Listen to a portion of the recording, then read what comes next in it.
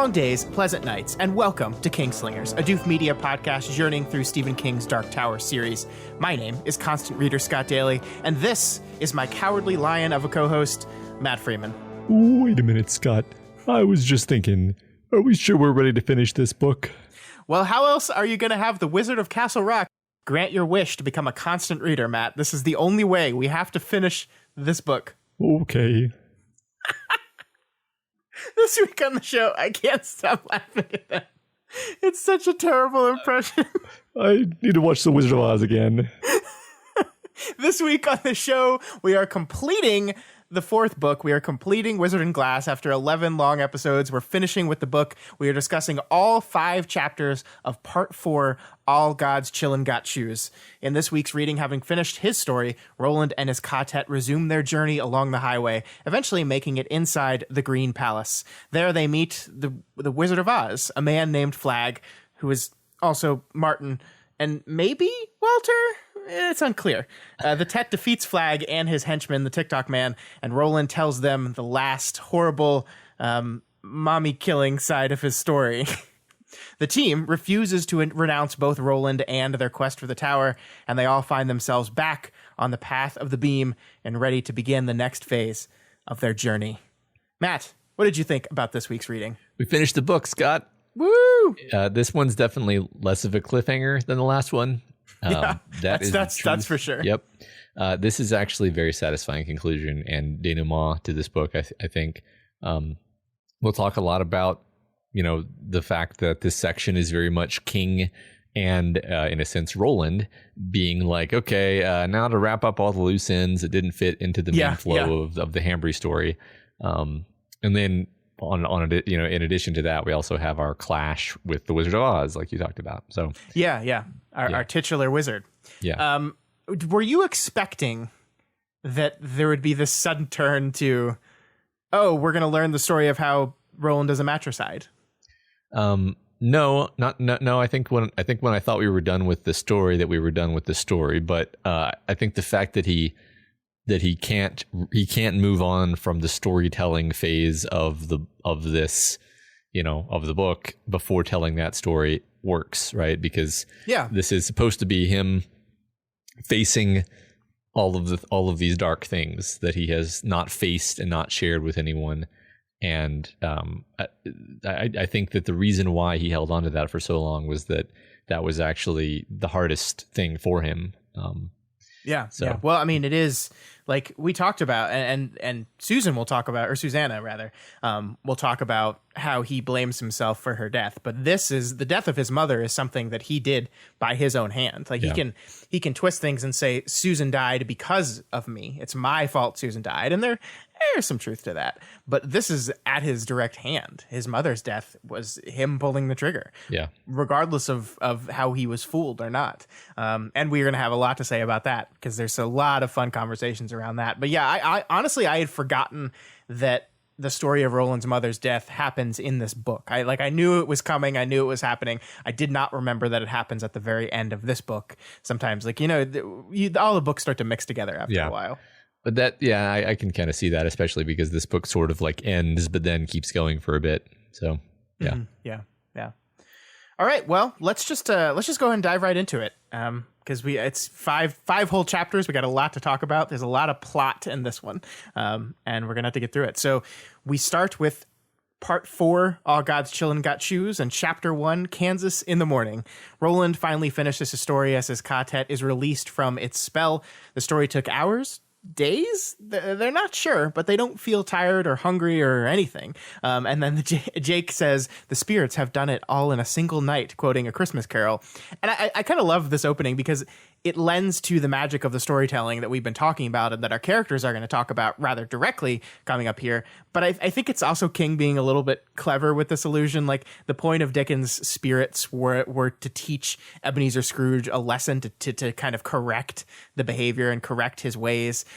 He's showing him his past, present, and future to do that. And technically, Roland's story did all of that, right? Through Roland's story, we saw Roland in the present, we saw Roland in the past, and through the Wizard's Glass, we saw some of Roland in the future, or some of Roland's future. And so it kind of does all that. Yeah, that's that's true. It's interesting because I don't remember any other Christmas Carol references, but no. I wonder if we thought about it, if we could find more. But yeah, absolutely. I mean, it's serving the same purpose too, where Ebenezer Scrooge is this, crappy character. He's your protagonist, but he sucks. And the point of that story is to make him face up to all these things in his past, present, and possibilities of his life that he hasn't faced up to or admitted. And that's all it really takes. I mean, that's the fun thing about that story is that it could all just be a dream, but it's a dream that shows him what he needs to see and basically changes him as a human being. And that's, this is just Roland telling a story, and yet it still changes him as a person to have told the story. So I think that's pretty awesome. Yeah, absolutely. And there's this wonderful part at the end of the story here when they're starting to talk to each other, and Eddie is talking about how he doesn't feel terrible, and he feels like he should feel terrible, but he doesn't. He says, "It reminds me of a time I spent as a junkie in a way." "Doesn't everything?" Roland asked dryly. "Oh, that's funny," Eddie said. "A real howl. Next train that goes crazy on us, you can ask us the silly questions." So I think this is great because I think one of the things that King is doing, especially in this first chapter of the section, is kind of easing us back into our characters. We've been away from these guys for a long time. We've been away from all these characters for a long time. And he's kind of easing us back into their personalities with stuff like this. And this immediately reminded me of how much I fucking loved and missed Eddie Dean throughout this whole thing. But it's also kind of mean, Roland, right? Like, this reminds me of a time I spent as a junkie, and his automatic response is this dry-witted, doesn't everything. And I think what part of what he's doing here is reminding us of like how the Eddie and Roland relationship can be a little bit contentious. But I do think Roland is suffering from what he just had to relive, and he's a little sharper, a little more barbed right now. He's hurting, and he's kind of not in the mood for any Eddie or Cuthbertness. So he just like lashes out a little bit here. Yeah, it's funny because it's like, Roland, you just talked for 40 hours. You can't let Eddie like just make a simple observation. Yeah. But also, yeah, I mean, I like that moment because there is contentiousness there, but also I got this sense from all the other characters that like they get it. They see how much he's suffering. They don't take it hard if he's a little bit snappish. They're still here for him. And, it's interesting because like at this point, he's told the whole story of Susan, but like he's not done, and he like knows he's not done on some level. And I don't know, that's an impression that it's hard to shake, knowing where this goes, knowing that he still can't like get through to the other side of this thing without them knowing the story of his mom. Like he doesn't really get the catharsis until that story is out in the open. So. Yeah, I mean, there's so many dangling threads that he kind of left, and a lot of these chapters are, as you said, kind of just tying up these loose ends of his story. But it is interesting that King chooses not to do that through the magic of the around the fire storytelling. Like, he could have had some of the stuff wrapped up. He could have told the entire journey back to Gilead, or at least skipped it, but still framed it as part of Roland's story, and done the next times he looked into the ball, done the part where Shimi catches up with them and becomes a part of their group, becomes like a squire to them. He could have done these other parts where he talked about what happens to Coral and what happens to Reynolds, but he didn't do any of that way. It's just like one-offs that in the present of the book, Roland is kind of filling in for these people. Yeah. And it is an interesting choice. Yeah, I think a lot of I think a lot of it does just have to do with King wanting to keep the story of Hambry sort of a self-contained, economical and smooth storytelling experience without a bunch of like, and then this happened, and then this over here, and like I think the way it ended was so perfect that if you had thrown in like into the middle of that really very like poetic description of Roland sort of like shutting down as they rode back to Gilead, if you had thrown in there like, and Coral and Reynolds, is like, no, that doesn't go here, obviously. Yeah. But I think the part about his mom, that's different. That's because there's just no way he could have told that story. Like, he just can't handle it. It had to be the ball that told the story. Right. Yeah. What even if he could have brought himself around to say the words, which I agree, I'm not even convinced he could have, it wouldn't have been like the way before. So this had to be shown. They had to see this. And I think a lot of this is, and I think we'll get to it when we get to the actual story, but a lot of this from the villains of this book's perspective is testing Roland's team. Yeah. Like a lot of the way they frame this is renounce the tower, renounce him. Can't you see how terrible he is? Can't you see how awful this man is? And there's no hesitation on them in that. I think that's one of the things that's most powerful to me is they're just like, no, like, he's our guy. Yeah. We're with him. It's a sight to behold, especially after seeing the worst moments of his life. Yeah. The worst things he's done. You're exactly right. That is a big, component of what's happening is we've been sort of asking off and on throughout this book, especially, like, what are the villains doing? And here at least, you're right, it does seem like they are trying to either make Roland turn back, or they're, if not make him turn back, they're trying to make it so that he goes forward alone. Either way, my theory is that it works into their hands either way, because if he's gonna continue, they'd prefer he be alone, because he's much more monstrous when he's alone. So yeah, cool. We got a little bit ahead of ourselves there, but that's okay. In this part of the story, Eddie and Susanna then go off on their own. Everyone kind of goes off to take a bathroom break, and then everyone just kind of deals with what they just heard on their own. I mean, we see Susanna is like crying here, and Eddie even admits he's on the verge of tears just hearing this thing. And they start to comfort each other, and they talk about the story a little bit. And we have this part here where Susanna says, "Chair you tree," she says at last, pronouncing it as Roland had, "chair you tree," with a little upturned vowel there at the end. "Yeah," Eddie said, thinking that a Charlie by any other name was still a Charlie, as he supposed a rose was a rose was a rose. Come reap. And Eddie is quoting Gertrude Stein here, and I think it's a poem by her back in the 20s. I'm not sure exactly when. But of course, roses have a special meaning in the Dark Tower universe, right? The field of roses, the rose itself is a big, powerful symbol in this universe. And also, I think this has a special meaning in our star-crossed lover story that has made repeated allusions to Romeo and Juliet. So, like, anytime these characters call upon the image of a rose, it is a powerful thing that kind of makes me pay more attention. Yeah. It's interesting how toward the end of the book here, we're so steeped in our, I don't know, like the patois of this book. where like if you were to read this sentence, "Yeah," Eddie said, thinking that a Charlie by any other name was still a Charlie, as he supposed a rose was a rose was a rose. Come reap. To someone who hadn't read this book, it would be like, is that just random words strung together? Yeah. Is that is this some sort of Dali literary experiment? But yeah, like so much of what's going on here is sort of growing forth from this interesting world of ideas and connections that we've been building up over the course of these books.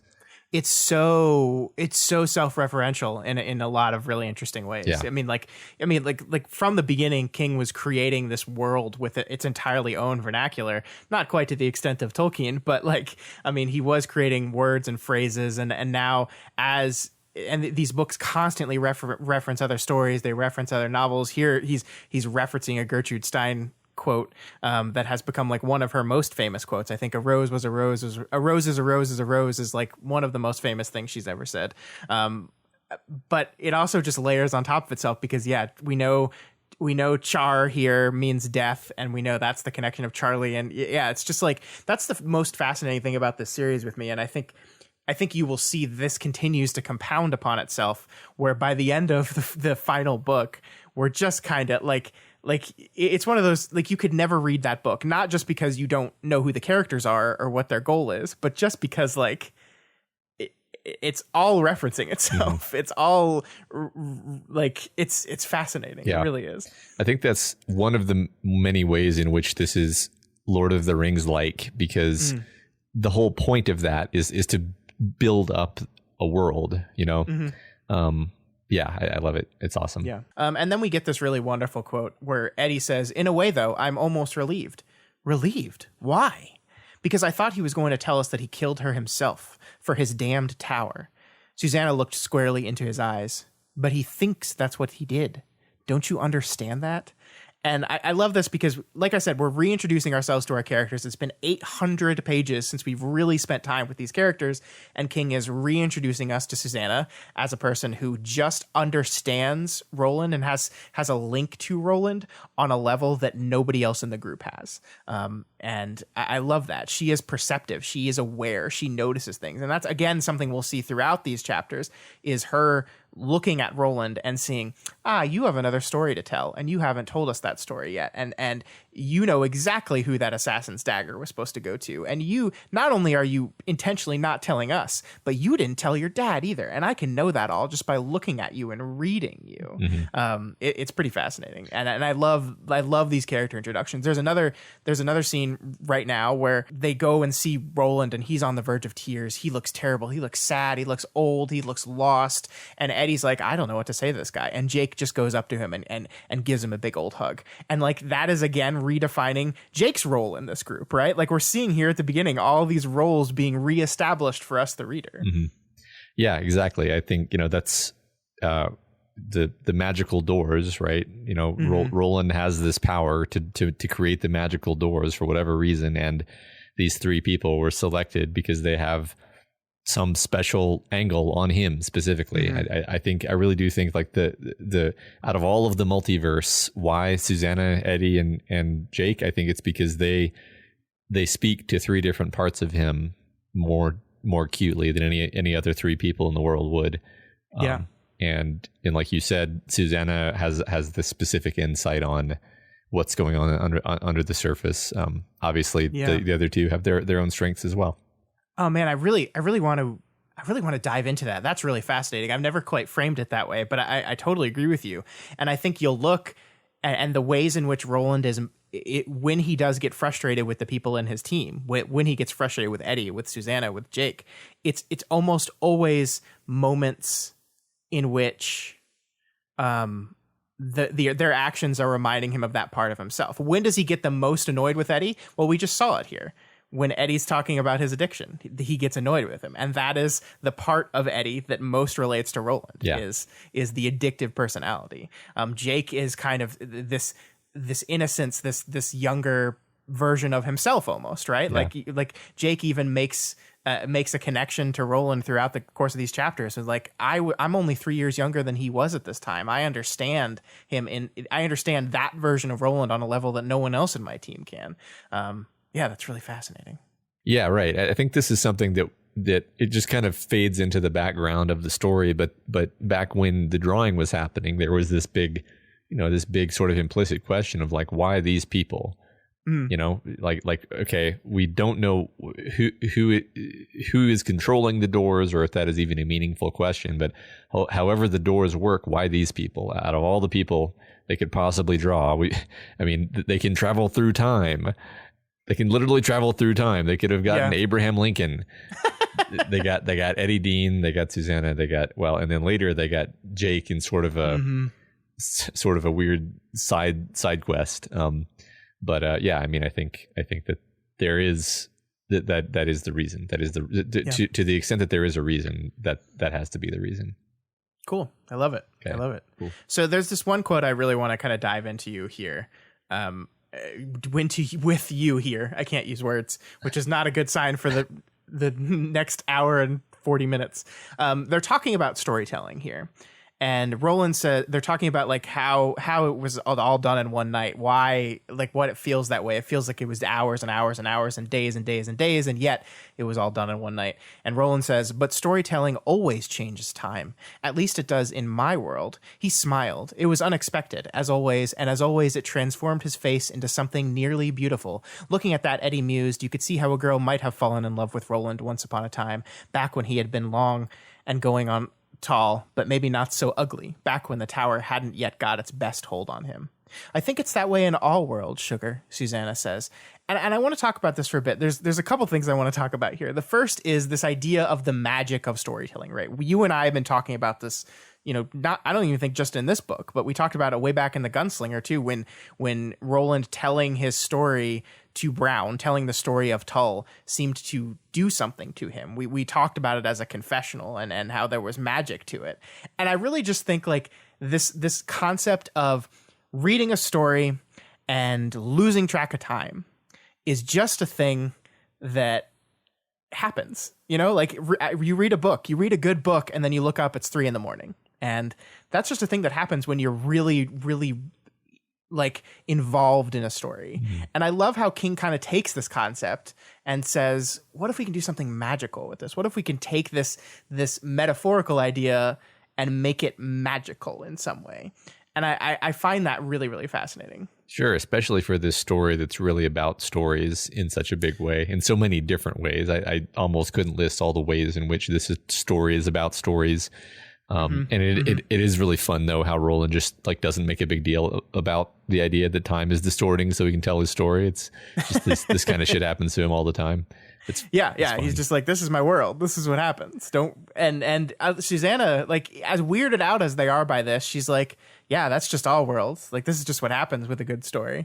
Yeah, it's funny because as it was happening, I was like, oh, this must be like having to do with the thinny, the fact that they're like in this thinness of reality. Maybe it's causing time to change. And now I'm like, actually, I think maybe that's just the way Midworld works. But I'm not actually sure either way. I mean, there's nothing definitive here either way on that, but it seems to be like, I think storytelling always changes time. At least it does in my world. I think Roland would say like, maybe it's the thinny if it was that. So to me, this is pretty definitive on this is just when someone tells a story like that, like this story, it is transformative, quite literally. Yeah, I think so. The other thing I wanted to talk about here is this little description where Eddie looks at Roland and says, I can kind of see the person he was. Again, I think this is King like really trying to, I think one of the things it's funny is we've spent so much time in young Roland's head. We've spent so much time with young Roland that maybe on some level we've kind of forgotten a little bit what old Roland is like. We've forgotten who this guy is a little bit, maybe. And Eddie's kind of helping us bridge that gap. He's like, look at this guy. He's this ugly jerk is so different from the young, hopeful kid that a girl would just immediately be enraptured by. And he's kind of like, we're connecting these two characters together. I think it's really wonderful. I just really like it. Going on tall, maybe not so ugly. It is. I do think it's a funny trait of like Eddie will frequently think of Roland as ugly, but like nobody else does. And like to me, I sort of imagine Roland as looking like Clint Eastwood, where Clint Eastwood is not ugly, but he's always scowling. Yeah. And so I like it's sort of he's trying to be ugly almost. Yeah, and no shade on Clint Eastwood, although frequently I find reasons to have shade on Clint Eastwood, but he like his face is not. It's not soft. Like even if he's not making a scowl, it's not soft. It's not smooth. It's hard. Yeah. It's like pocked with his wrinkles have made crevices, and it's just a face that has seen some shit. Yeah. Clint Eastwood has always done a very good job at having like expressing that. Sure. And that's I mean I think the text has specifically said by now that like he looks kind of like Clint Eastwood, right? Because I think we talked about that because that's who King had in mind when he drew up the character. But like it's just like it's not the young pretty boy we've been hanging out with for 800 pages. Right. I'm Googling young Clint Eastwood pictures, and his appeal has never been that of a straight up heartthrob. Let me put it that way.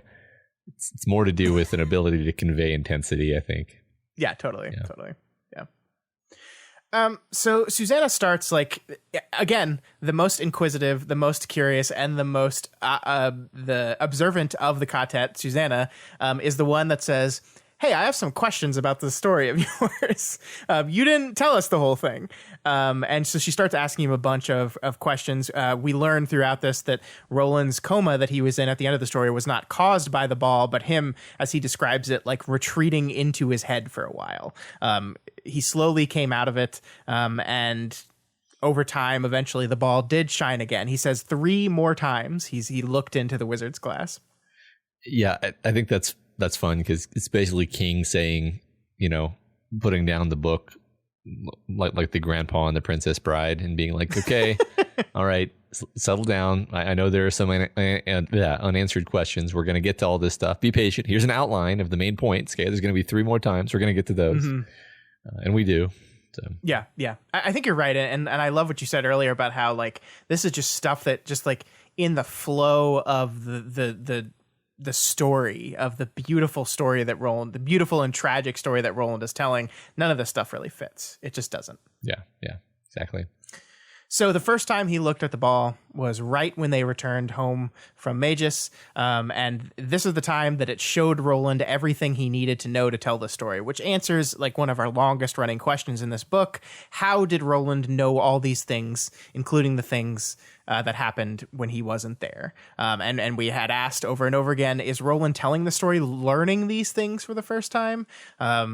No, he knew all of this. This story was told to him when he looked in the glass that first time when he came back to Gilead. Though I think you could still argue that while he has known the story in its entirety and it's been with him his whole life, he's still never relived it like this. And I think this, I compared this to like, I've read these books before.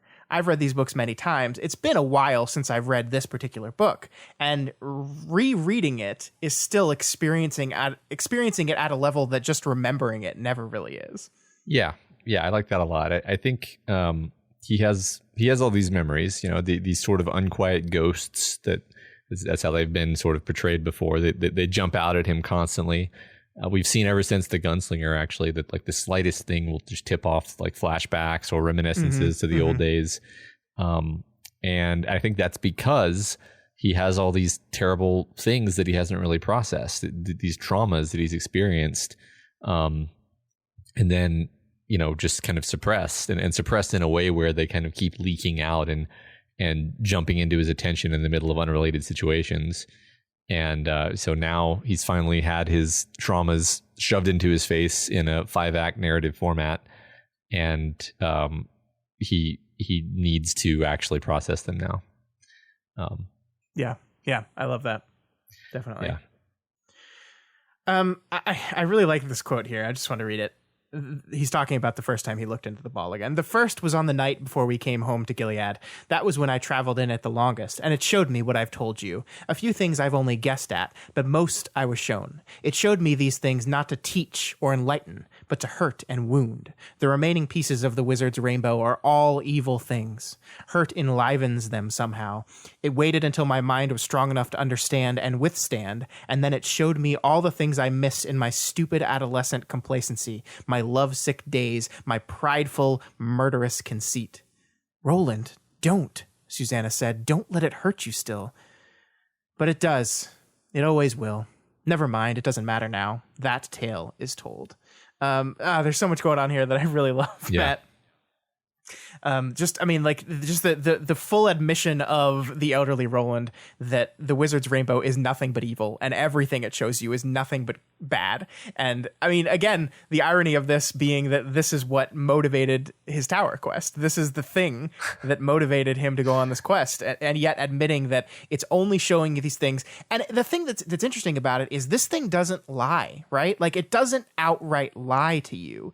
It just misleads you. It manipulates you. It chooses what it shows you and what it doesn't. Like when Rhea was looking at it, it didn't show when people were doing good things. It didn't show when people were behaving or following order or acting morally. It only showed when people were doing bad. And here it only shows the things that will hurt him. And it's not outright deceit, it's lies of omission. And so that kind of puts his whole Grail quest in a different light. Yeah. Right. It's like if you got the Grail quest from an explicitly evil source, then it would sort of cast everything in a different tone. Sure.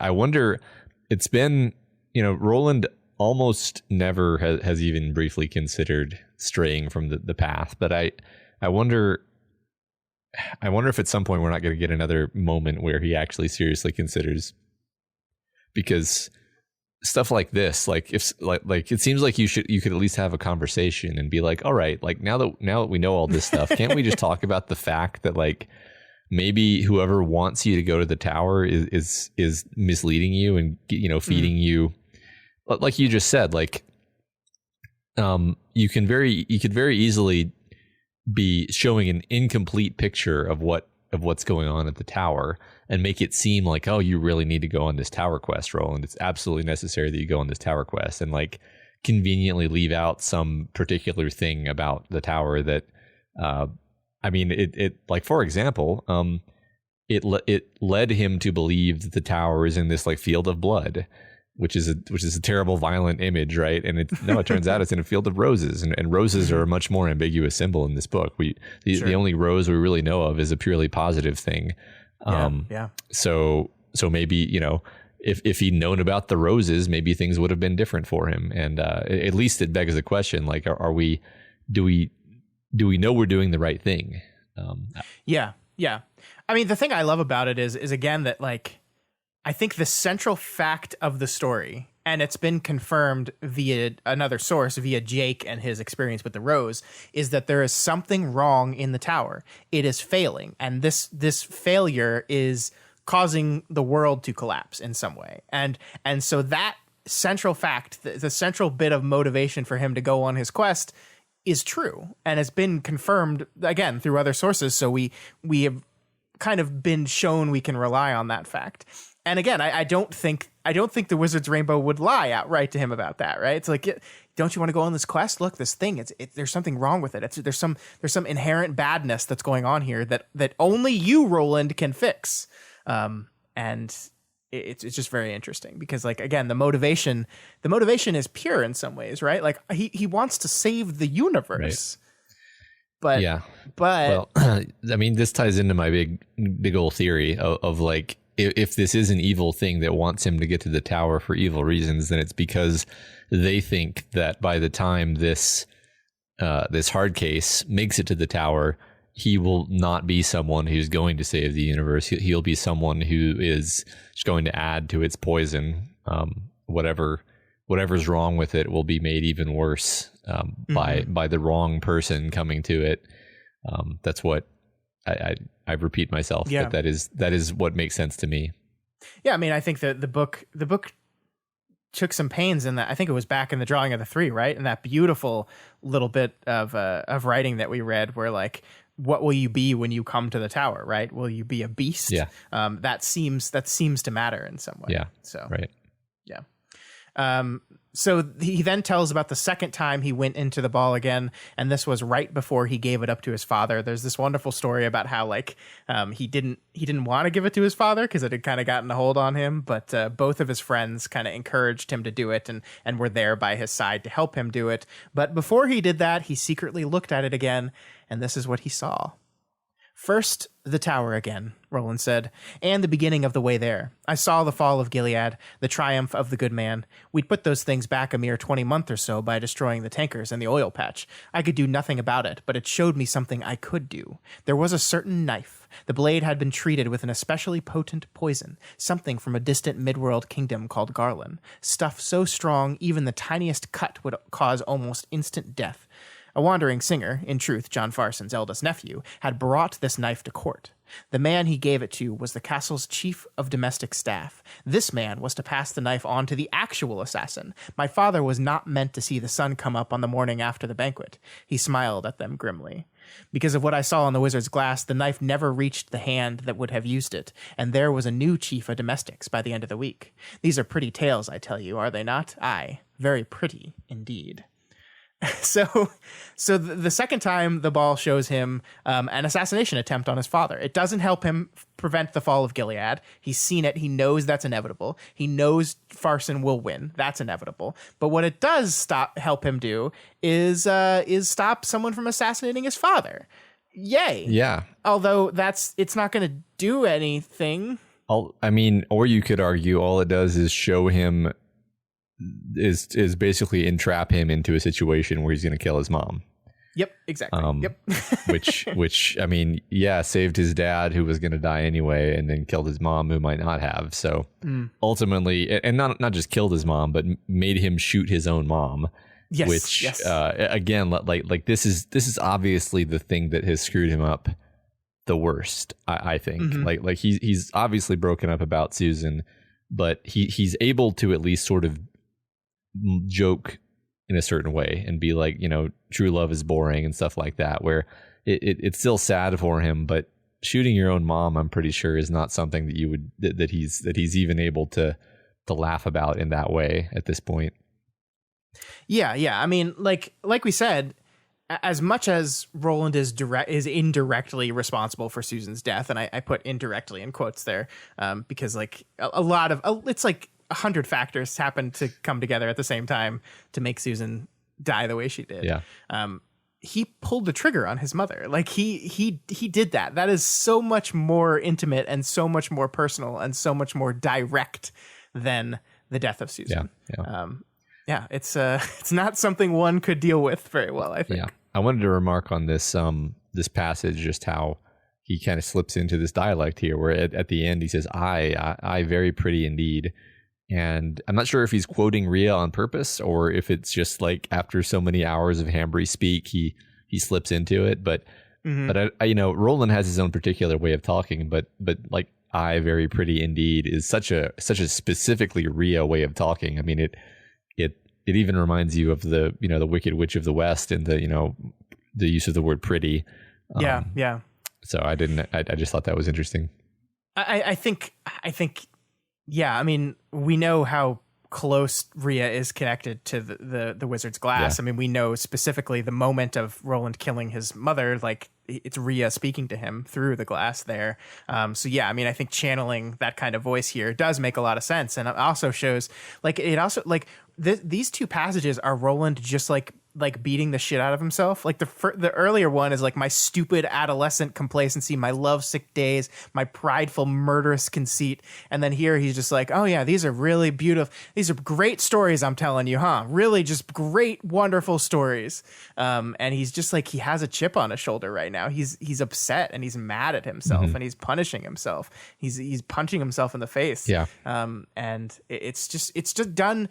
Because it's not direct, right? Like, and no one directly calls him out on it in that way. It's just kind of like it's done with very like subtle character work of like he's just a little bit more sharp. And I agree with you. Like, these are pretty tales, I tell you, are they not? I very pretty indeed. Those two sentences really jumped out on my read too. I don't think I directly put in my head together, oh, sounds a little Rhea like, but I think you're right. Yeah. Yeah, I like all of that. I think your point that this is all sort of a self-flagellation, and he's got Susan and also Eddie and Jake there sort of being like you said, in a subtle and indirect way, being like, come on man, don't be so hard on yourself. And Roland just sort of consistently being like, shut up, I'm going to be hard on myself. Like he's not letting himself off the hook for any of this, no matter what they say. Like, none of them, there's no real moment in here where they say that and then he's like, oh, you're right. Like that he never gets that. He never lets himself off the hook. And I don't know what to make of that. Like, does that just how he is? Does he need to process this in a way where he retains responsibility for it? Or is he going to go in a direction where he can realize that he's been jerked around by Ka, and that he can forgive himself for some of these things?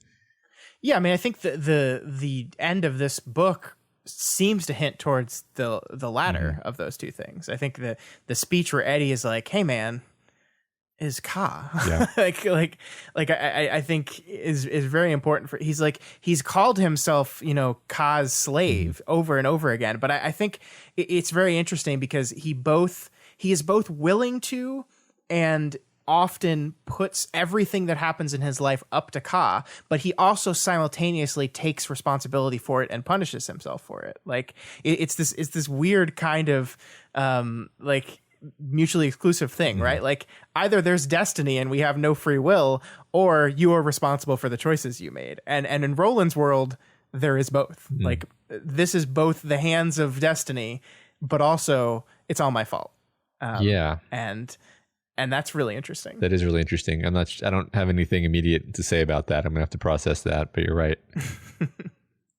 So yeah, here is when Roland like gives the book is giving hints towards the depth of the story to come. Roland refuses to say the name of the actual assassin that would have the knife and do the assassination, though, as we said before, Susanna can instantly tell that not only does he know who it is, but that he also didn't bother to tell his father who it was either. And she says, or she thinks here, because you wanted to take care of that little spot of work your own self, which is absolutely true. That's he wanted to deal with his mother himself, to his everlasting regret. Yeah, right. He also refuses to say generally what he saw when he looked into the glass the third time, or whether he ever saw Rhea again. These are stories we will end up hearing again in a few chapters, but it's just kind of laying the seeds for those things where he's like, no, I'm just not going to talk about that. Nope. Yeah, which I mean, I think maybe at that point I was like, well, he's not done yet. Like he it's almost like he ended his story prematurely because he stopped before the part that really was the stuff that absolutely, destroys him to have to remember. And maybe he never would have told it if they hadn't come across the ball. It's interesting. Yeah, maybe not. Yeah, I don't know. Yeah, I mean, like that's kind of like the wheel of Ka, right? Like what, like of course they were going to come across the ball again. Like that was always going to happen. Yeah, but yeah, we can only speculate. So we also learn here that Clay Reynolds and Coral Thorin met unceremonious ends while robbing banks in a town called Oakley. Coral ended up hooking up with Reynolds, and they were kind of like a mid-world Bonnie and Clyde. Yeah, good for them. I mean, I guess I was mildly surprised by this because on some level I expected them to like show up again, like actually. Oh, really? Interesting. Yeah, like ever since we like reached the Thinny and then Roland had his little fainting spell, I was like, oh, I bet we're gonna like see these characters who he's reminiscing about. And I mean, we sort of see Rhea here, but really no, they're all pretty much dead. So I was a bit surprised by that, honestly. Interesting. One little tiny thing that I don't know if King was just having fun with us or not. Bonnie and Clyde were killed by a bunch of people, but one of the people that shot Bonnie and Clyde was I think it was the FBI, an agent named Oakley. And it was in the town of Oakley in the story. I don't know if that's King just throwing a little Easter egg for people in there. I think they're like, it's very intentionally an allusion to Bonnie and Clyde because they're robbing banks. And they were both shot in like crossfire. I don't know. Yeah, I think so. I think you're right. So as they're like walking down the turnpike, they come across another note, and there's this conversation about it. The old woman from the dreams is in Nebraska. Her name is Abigail. He paused. Then down here it says, the dark man is in the west. Maybe Vegas. Jake looked up at the gunslinger, the note fluttering in his hand, his face puzzled and uneasy. But Roland was looking towards the palace, which shimmered across the highway. The palace that was not in the west, but the east. The palace that was light, not dark. In the west, Roland said. Dark man, dark tower, and always in the west. Nebraska's west of here, too, Susanna said hesitantly. I don't know if that matters, this Abigail person, but I think she's part of another story, Roland said. But a story close to this one, Eddie put in. Next door, maybe. Close enough to swap sugar for salt. Or start arguments. I'm sure you're right, Roland said, and we may have business with the old woman and the dark man yet. But today, our business is east. Come on. So what's all that about, Matt? I'm sure it's nothing. In all seriousness, I think like the most interesting thing is that the characters think about their story as a story. Like they just said that. I mean, I know a lot of authors who have like a grand unifying universe behind their story, like Sanderson's Cosmere, Stevenson's Waterhouse Shaftoverse, Wildbow's like metafictional recursion where each story is popular in the other stories. But here the characters might as well be saying like, yeah, this note is probably for somebody in the stand, not for us. Yeah, that is actually precisely what it is. The old woman Abigail is a character in the stand. The dark man, or the walking dude, as we saw him called earlier, is another character, and his place of residence is in Las Vegas. The Abigail's team ends up going to Colorado, not to Nebraska, but this is the group traveling to the West. And I mean, it is a fun reference for the stand. That is a story that's close to this one, but I also like this part here. In the West, Roland said, dark man, dark tower, and always in the West, which is a little bit of irony because West, like we know what the West means in this world, right? Going West, like that Jonas was always in the West. It is a symbol of failure to go to the West. Symbol of exile. Yeah. Yeah. But also the beam that they've been traveling on goes southeast, not to the West. But also, Susanna points out that Nebraska's west of here too. So that like, yeah, the bad person is further out west, but we have to go west a little bit because that's the good side in this battle. Abigail, the old woman, she's west of here too. And I think that's really interesting, right? It's like Roland's looking and he's looking back to the east. He's looking back to the place he knows he's going to have to go. And it's like dark man, dark tower, and everything is always the west, the west, the west, the west. And Susanna's like, well, yeah, but I mean, sometimes we got to go to the west to get where we're going because that's where Abigail is. And she's the old woman from the dreams, the good dreams. Yeah. Yeah, that's true. Yeah, I'm not sure. I guess maybe Roland is kind of a glasses half empty type guy. Yeah, especially right now, I think. Yeah, and Susanna is just pointing out like, well, yeah, I mean, don't read too much into it, man. It's also, I guess, another thing to point out sort of is like, okay, Abigail obviously seems like a very old person. I'm just picking that up from context clues. And I think there's this interesting motif now that has been established that like the good guys are always like super old. Like the wise old elves, Yeah. And maybe this is a king thing. Maybe this is a dark tower thing. I don't know. It just seems like the very, very elderly can be relied on to be among the good guys.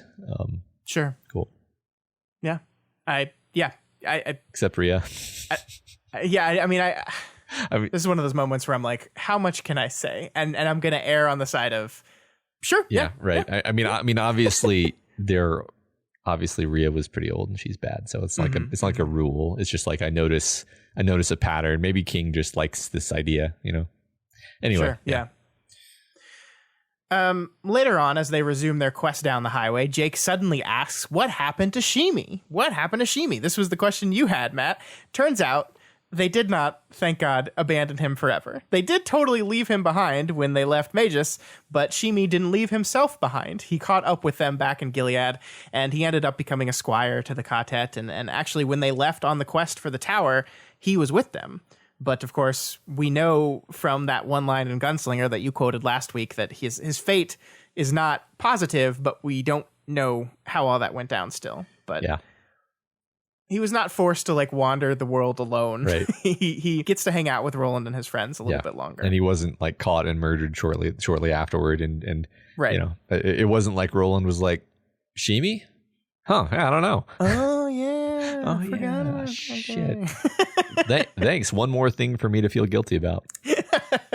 Yeah, but I think the important thing here is exactly what you said, that King threw us a little bit of a bone. Yeah. A little bit of a bone. It's a sad story. It was a tragedy we just witnessed. But hey, Shimi got to hang out with his friends a little bit longer. Yeah, good. I'm glad.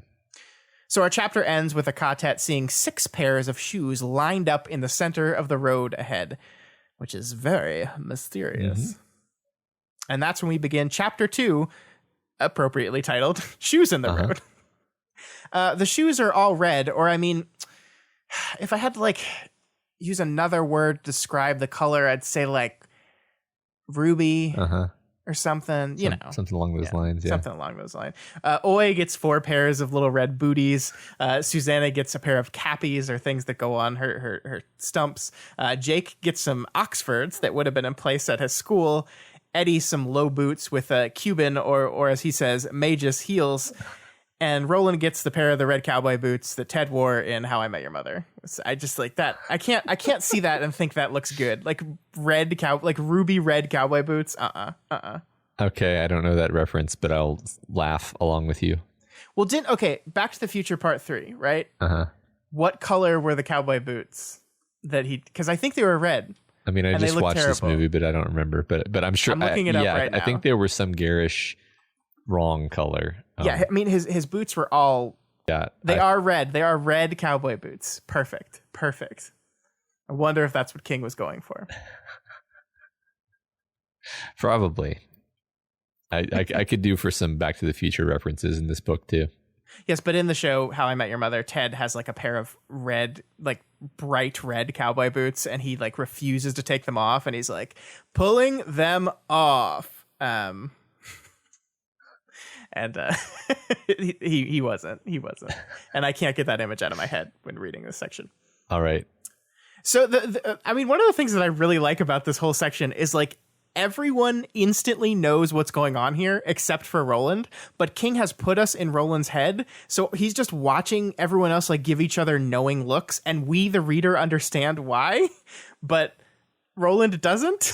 Yeah. It's really funny. It's really funny. It's really funny to me. The book takes forever to just like it's obvious what it is, but the book takes forever to be like it's the Wizard of Oz. It's the Wizard of Oz. It takes so long. I mean, and by this point, you know, you and I have already pointed out all of the other Wizard of Oz connections, but now we've got ruby slippers, and there's no avoiding it anymore. It's no longer possible interpretations. It's now like, all right, this is obviously the Wizard of Oz. I wonder if back, 4 months and 2 books ago, when the book first made its very casual Wizard of Oz reference at the very beginning of the Wastelands, I wonder if you ever thought you would now be here with the characters wearing ruby slippers about to walk up to the Emerald City and talk to the Wizard of Oz. No, I don't think so.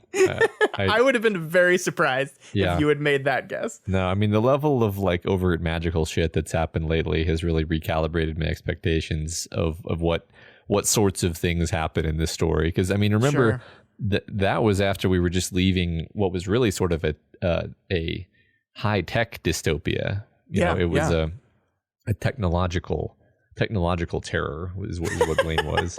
And then of course they crossed the wasteland, which was very magical. But even that, I was so stuck in this sort of, okay, we've got super evil AI, we've got this decadent futuristic society. Maybe it was some sort of like technology that went so wrong that it essentially became indistinguishable from magic. And it's been a while since we saw anything having to do with an AI. So now it all just seems like magic again. Yeah. I guess this is a good enough time. I didn't have this in the notes, but I did just want to talk to you about this because we are, for the next 4 chapters, basically just gonna do the Wizard of Oz Stephen King version, right?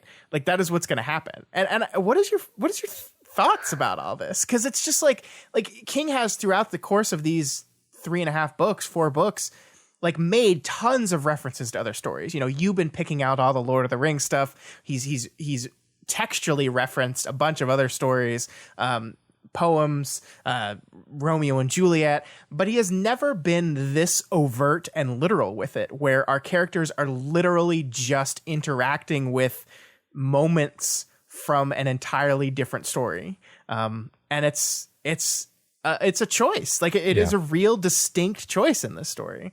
Yeah, right. I mean, I think we'll have more to say about this once we get into the Emerald City, I suppose we'll call it. But like it's definitely forcing you to look at this idea that like this is a story about stories. This is a story about referentiality and why is this here? Why is there an Emerald City here? Who put the red shoes there? Like all of these things, you're like, all right, like something is going on in this story at the level of like wanting you to notice that it's a story about stories, getting just really over the top with the fact that it's a story about stories. Like like I don't even know where to begin with the Emerald City thing, where it's like, okay, there's 13 bars, but the shoes are just sitting there in the road, right in their path. How long have the shoes been sitting there? Who put them there? I don't know. Whatever. They put the shoes on. They click the slippers. The door opens. They go inside. Okay. Then there's the whole ending sequence of The Wizard of Oz, which plays out in a way that like it's funny because, okay, this may seem like a logical leap, but I don't think it is. It's funny because I keep thinking to myself, like, it's fun to find Lord of the Rings connections in these books, but I'm not going to just try to figure out how the book ends based on Lord of the Rings. Like I'm not going to try to figure out the next plot movement based on the Lord of the Rings. And there's so many times when that like seems like it would have worked. Like if I had just been like, I'm going to try to figure out how this book ends based on The Wizard of Oz, I would have been exactly right. Yeah. It ends exactly like The Wizard of Oz. So it's I don't know. The thing is, I just don't know why. Like, I don't know what is the thing that King is trying to bring us to get or to understand or to think about. I feel like we're not there yet. I feel like we're not at the point of understanding what this is all about yet. And honestly, I mentioned in like episode 1 of the show that I have heard that Stephen King is a character in the story. So I feel like these answers are going to come clear to us, you know, when we meet that guy. Okay, cool. Just cool. a thought. Yeah, no, I like that a lot. I think these are all the appropriate questions to be asking yourself right now. Okay. I think it's very easy to kind of just accept it and be like, okay, I guess we're doing Wizard of Oz now. But right. I think one of the fun things about doing these books this way is we get to kind of sit back and go, okay, now wait a minute though. Why? Yeah. Well, yeah, exactly. Because that's what's weird is there's been kind of a boiling the frog thing here, because if Jaime Lannister suddenly finds red slippers in front of an emerald palace, you're going to be like, what the fuck? But in this book, you come across it and you're like, all right, okay, I can roll with that. Because King has sort of, again, like, he's subjected you to so many wild twists and turns and so much other forms of intertextuality that you do just kind of accept it. Yeah. And that's really interesting. It is. I think the book has very much primed you to kind of roll with everything you're seeing now. It's been so weird and random at times. Like they snuck into super tech New York City and met with a killer riddling train. Once you've kind of got your head around that, what else? Like, you're just like, yeah, that's fine, whatever. Yeah, sure, right. So I love this line here. He examined them without picking them up, then looked at his fellow travelers and frowned. They were looking at each other. You would have said 3 people couldn't do that, only a pair, but you only would have said it if you'd never been part of a quartet. Roland still shared Kef with them. He felt the powerful current of their mingled thought, but could not understand it. So this is him just getting annoyed that, like, he's part of the quartet with them. He has Kef with them. Again, a thing that I want to remind us that, like, was not mentioned at all in Roland's story. As much as they declared themselves a quartet, there was no talk of Kef between any of these people at the time. But there is now, and Roland once again reiterates that he's not part of it, and he's annoyed because they're not sharing. Yeah, it's the funniest part to me was realizing that, like, he is sort of hearing their thoughts, but their thoughts are nonsense to him because he doesn't understand the references. I mean, I think, like, he I don't know if he can really hear their thoughts. I think he can hear that they are conversing via thoughts. But it's like listening to 3 people talk in a language you don't speak at all, or a language you only kind of speak. So maybe you pick up on a word, or 2. But I think that's basically it's basically my understanding too. Yeah. And he's mad about it. He's annoyed. I love that. You would have said 3 people couldn't do that. They couldn't look at each other with knowing looks, but they were. These fucking people. It is great how he consistently feels left out and upset when the Earthlings, or whatever we're going to call them, are really, like, they're not even excluding him. They're just like, I understood that reference, and then he gets pissy about it consistently. He's just by the nature of his own existence separated from them just a little bit, and he's resentful of that. And I think that's really interesting, because I think that shows on a very subtle level the ways in which Roland has really come to adore these people, and like just them knowing something and being in on a joke or in on a reference that he isn't in on bugs him, because he wants to be in on it too. He wants to be part of the group. He loves these people. I think that's the crux of it, actually, is like a character like Roland, you would expect to just literally ignore them when they're talking about something that he doesn't care about, but he actually wants to be in on it because he wants to be their friend. He like you just said, he loves them. It hurts him when he feels left out. That's the truth of it. It's the romantic side of him. I'll go further than that and say that the Roland of the previous books did exactly that. That when they just started talking about random nonsense, he'd be like, whatever. Yeah. I don't care. But not anymore. Yeah. Not anymore. Good point. So there's this one quote that I picked up on here where Odetta says the title of our part of the book, title of part 4. She says, "I got shoes, you got shoes, all gods, Chillun got shoes." That's the prevailing opinion anyway. And I said Odetta there because that's what the text says. The text does not say Susanna says this. The text says Odetta said this. And that's the only time it happens in this chapter, but it's worth pointing out. Yeah, I noticed it when it came up too, because it's like, I wonder if this is a direction we're going to go with Susanna, that, you know, her thoughts and actions are going to more fluidly slide between her different personalities. It seems like it, because like this is not what did not happen is the personalities of Odetta and Detta were joined and became Susanna, and then she's just Susanna. We've seen that already, right? She channeled Detta multiple times in the last book. Yeah. And now there's some Odetta being channeled here. And what's weird to me is that that particular way of speaking strikes me as more of a Detta thing to do. Except I think that what it is it's actually Odetta quoting something and then saying that's the prevailing opinion anyway, which is a very Odetta way of remarking on something. So like, yeah, it is ultimately an Odetta thing to say. Because Odetta was the very prim and proper, high class intellectual type person, whereas Detta was the exact opposite of that. So to say Chillun like that, would not be an Odetta-ism, but it's fascinating.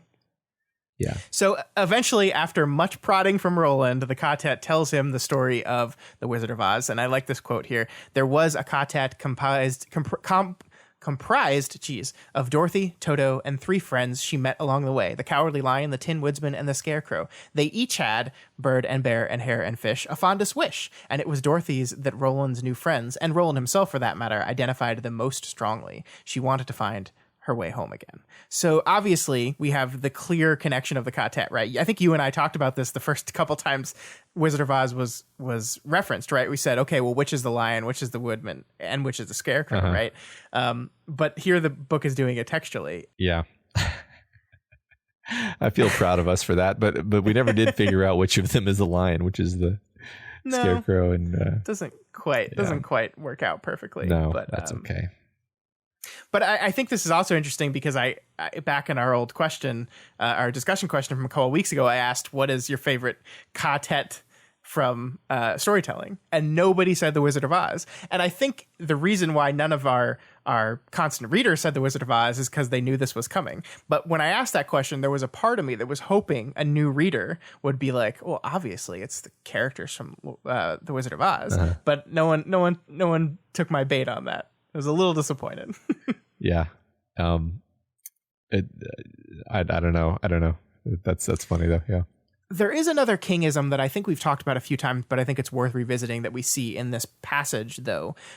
This one moment where it says they each had, and then in a parenthetical, bird and bear and hare and fish, and then the parenthetical ends and the sentence continues, a fondest wish. And I know you've only read a few King stories, but one of those stories is Carrie, which is his very first novel, and he uses this a lot in Carrie, and it's something that he's never really stopped doing. Like, I think it comes and goes depending on what he is trying to do, but King very much likes interjecting sentences with random thoughts and musings of whoever happens to be the point of view character at the time. He does this a lot, and it is something that I don't know if I've seen too many other authors do it in quite this way, where he's just willing to kind of cut the sentence in half to drop his parenthetical in there. And I think that's a really great way of accurately depicting how memory works sometimes. Like memory doesn't care if you've completed your thought. It just pops in there. Yeah. Like the Stay Puft Marshmallow Man.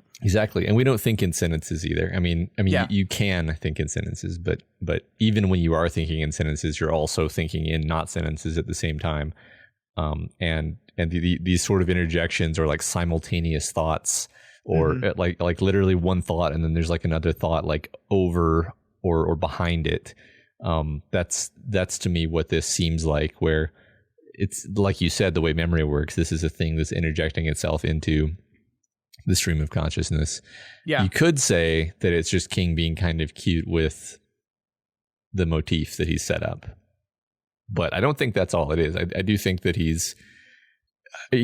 I've said before, he has this wonderful naturalistic way of conveying like interiority, which I honestly think he's like underrated for this, because like there's this, I don't know, I don't want to overdo it, but like there's this idea that like King is a pulp writer. He just writes for the masses. He's not literary. And I'm like, I don't know, this kind of thing.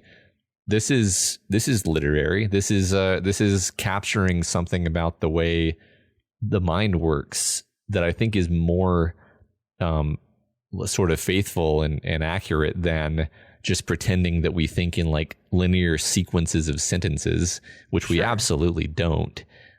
So I appreciate this kind of thing quite a lot. I really like this. I wonder how it works in being read aloud, because like one of the things that I love about it is when I'm reading, it doesn't feel as like off-putting to me, because I can process the parenthetical almost at the same time I'm continuing to read the sentence, right? Sure. But I think like because you're reading it aloud, you're reading in a way that is not the same as when you're just reading silently to yourself. So I don't know. Did it work okay for you? I mean, I'm guessing the audiobook reader like does an accurate pause and like a tone change to indicate the parenthetical. Basically, like you just read. Yeah. I mean, they each had bird and bear and hare and fish, a fondest wish. And that's fine. Like, I think the way we process language is actually not the way we think we process language anyway.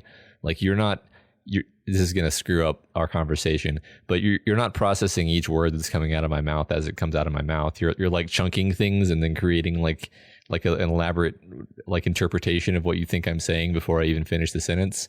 And so when a person reads a thing like that out loud, it doesn't throw you off because you're not really processing it in the order it's being read anyway. You just sort of think you are, because we don't pay attention to these things because it completely screws up our cognition when we pay too much attention to what it's doing. Sure. That's fair. Yeah.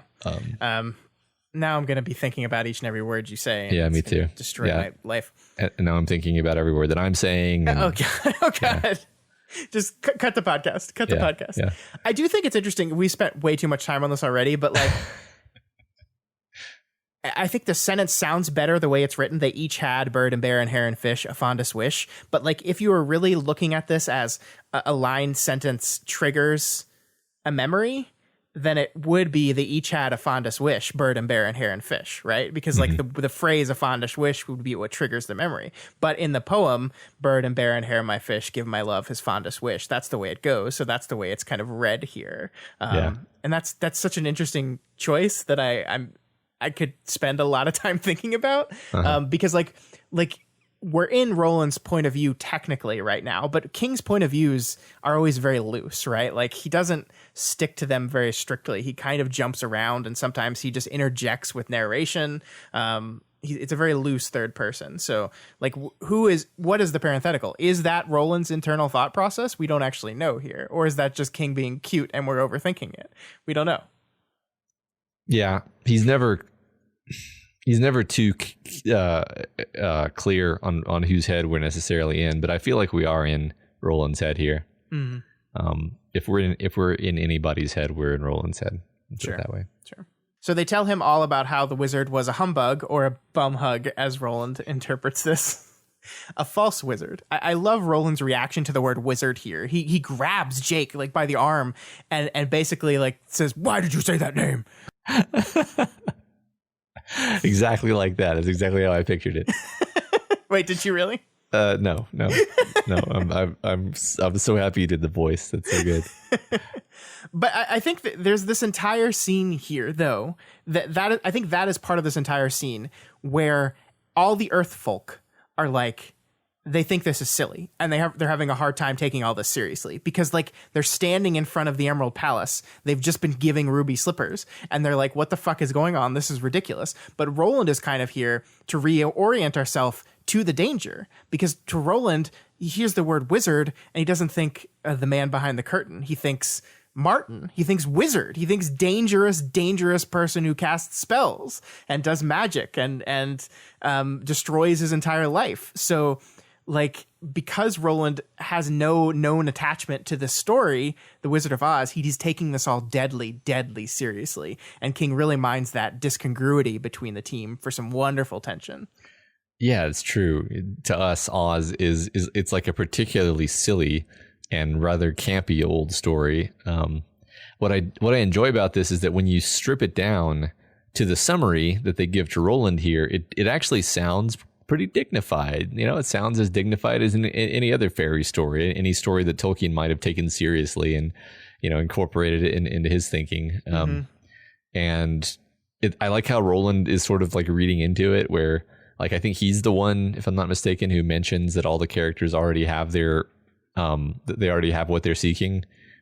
Nobody has to point this out to him. He's the one who notices it. So he's like, it's sort of like his riddling thing where he's like, he's good at noticing the thematic point of a thing. The point of this thing is they had what they needed all along, which is very interesting in context of the Dark Tower, which is a story about this guy who's trying to find the Dark Tower, and he already has what he needs with him all along. It's in the Dark Tower is in his pocket all along. Or just what he really needs is, you know, love and friendship, and he should No, I get you. I do think you're right that it is fun that he gets the theme of the Wizard of Oz right away. Like, I wonder if you could do an experiment. Like, he is someone that's well versed in stories, right? He's been hearing stories his whole life. It's not that particular story, and so he's pretty good at like grokking the meaning of stories. Yeah. Yep. So Roland feels that the word Oz, a word which he doesn't recognize at all, does sound more midworld than his Katet's world. What do you make of that observation there? I mean, well, it's a fantasy world. I mean, I think Roland's world is a sort of a world of stories or something, like literally, like it's a world partially made of stories, perhaps. And we've seen these hints of like Tolkien and Eliot, T.S. Eliot, like maybe channeling something from Midworld, or maybe the other way around. Maybe Midworld is channeling something from anyone who creates stories. I don't actually have a strong opinion on which way that arrow flows. But maybe Oz is something of Midworld, or maybe some part of Midworld is of Oz. I don't know. But okay. Something like that. Yeah, cool. Then there's this really fun quote I just wanted to read out loud here. Look, let's just take him along. If we're supposed to put him on, I think we'll know when the time comes. In the meantime, I think we ought to beware of bum hugs bearing gifts. It cracked Jake up, as Eddie had known it would. Sometimes a word or an image got into your funny bone like a virus and just lived there a while. Tomorrow the word bum hug might mean nothing to the kid. For the rest of today, however, he was going to laugh every time he heard it. Eddie intended to use it a lot, especially when old Jake wasn't expecting it. I love this. I do too. It gives me fond memories of like finding a phrase that I could use to make my brother laugh and then just saying it 100 times. Yeah, and like it's just so adorable. Like it makes me realize how much I missed Eddie, because like just that he's like, oh, this is gonna make him laugh. I know it's gonna make him laugh, and I am gonna wear it out. I'm gonna use it as much as I can because I just want to make this kid laugh, because that's my fondest wish, is just to be the entertainer. Yeah, I love it. Right, and I see it as Eddie sort of taking on more of a big brother, like a good big brother role to Jake, being everything to Jake that Henry was not. Yeah, definitely. So eventually the Katet make it to a giant gate with 13 multicolored bars in front of it. They're all the colors of the rainbow except the middle one, which is jet black. The other 12 rainbow colors are filled with this weird liquid, and within that liquid are tiny living creatures. Human-looking fish in the yellow one, birds in the purple one, horses in the pink one. It's a wizard's gate, they call it. It's made to look like the 13 balls of Maryland's rainbow, and every color of the rainbow contains an animal attached to it, the corresponding beam guardian. I love the detail in the pink one. The Merlin's grapefruit, right, happens to represent the horse guardian, which is just, mwah, mwah, it's perfect. Yeah. This is all very weird. It is very much. That's all I got. So the gate won't open, though, and Eddie and Jake realize why. There's only one way to get home when you're in the land of Oz. So they put on the ruby slippers, and they click them together 3 times, but the gate won't open because Oi has to do it as well. But Oi doesn't get it. And eventually they just have to kind of he just rolls over on his back and holds his feet up in the air, and they just click them together for him. My favorite thing is the description of Oi trying to do it and act and being so frustrated with himself for not being able to. Yeah, it's really great. I love Oi so much. Yeah, me too. And I love this little bit here. Do you think just Oi has to do it this time, or is it still a group effort? Just him, I think. But it wouldn't hurt us to kind of click along with Mitch, Susanna says. Mitch who? Eddie asked, looking blank. Never mind. Go on, Jake, Roland. Give us a count again. This is, by the way, a kind of really deep cut reference to a 1960s show called Sing Along with Mitch. I don't have anything else to say other than that, but I wonder if King missed writing for 800 pages where he could just make random one-off pop culture references and is making up for lost time here. He must be. I mean, it's funny because it's Susanna who says this, and she's not normally the one to make the pop culture references. So yeah, but this is a specific only she would get reference. Exactly. Eddie Dean in 1980 would not know what Sing Along with Mitch is. Yeah, right. And King he has them say that. It's not enough that Susanna says it wouldn't hurt us to kind of click along with Mitch. She also has Eddie go what what huh yeah. what. It does kind of show that these people are all they are connected. We already talked about how they are connected in a way that Roland is not, and the Wizard of Oz is the one kind of cultural thing that has stood the test of time to where they all easily know it, but they are still of their generation, and they still understand things in ways that others don't in their group. Yeah. That is very interesting, actually. That the Wizard of Oz has this staying power. I was reading up about it the other day, and I cannot accept that movie came out in 1939. That's eventually, probably before the end of our lives, that movie will be 100 years old. Mm-hmm. And that is very difficult for me to process. Yeah, it's crazy. It's such a good movie, too. I love it. Yeah. We should do a bonus episode where we watch The Wizard of Oz and try to figure out which one is the Oi. Yeah. Oh, wait, that's easy. Yeah, right. What does Dorothy have in common with Roland is the best.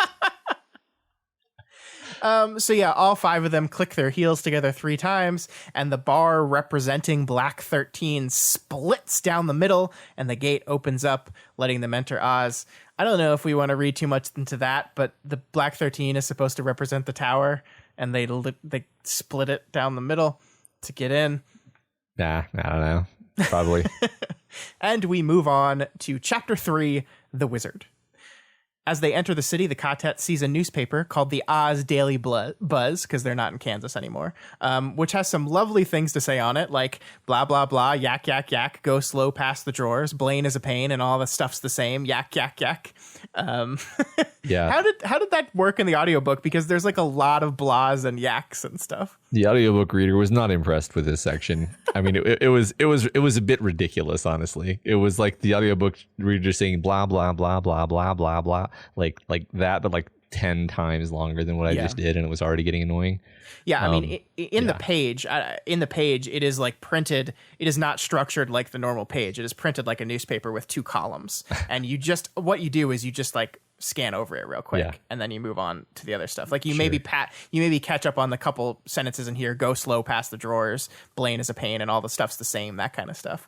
But Yeah, you don't have to read every single word. No one, I don't think anyone reading this actually consciously read every single blah and yak, but I guess there is some limitations of the audiobook format. Yeah. It reminds me of Children of Time when there's like this incredibly long sequence of like, I don't remember what it is exactly. It's like some code of like, you know, it's like a Morse code type thing. And in the unabridged version, the audiobook reader has to read out the entire code, which is just an incredibly long sequence of nothing. It's obviously not something you would ever read. I guess the rules of that, like if you make any changes like that, you have to call yourself an abridged version, right? Yeah, I think you're right. Like even if it's one word. Yeah, there's definitely some advantages of the written word. Yes. But below all that nonsense was a picture of Roland, Eddie, Susanna, and Jake crossing the mirrored courtyard as if it had happened the day before instead of only minutes ago.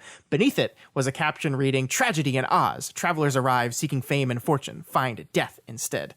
"I like that," Eddie said, adjusting Roland's revolver in the holster he wore low on his hip. "Comfort and encouragement after days of confusion. Like a hot drink on a cold fucking night."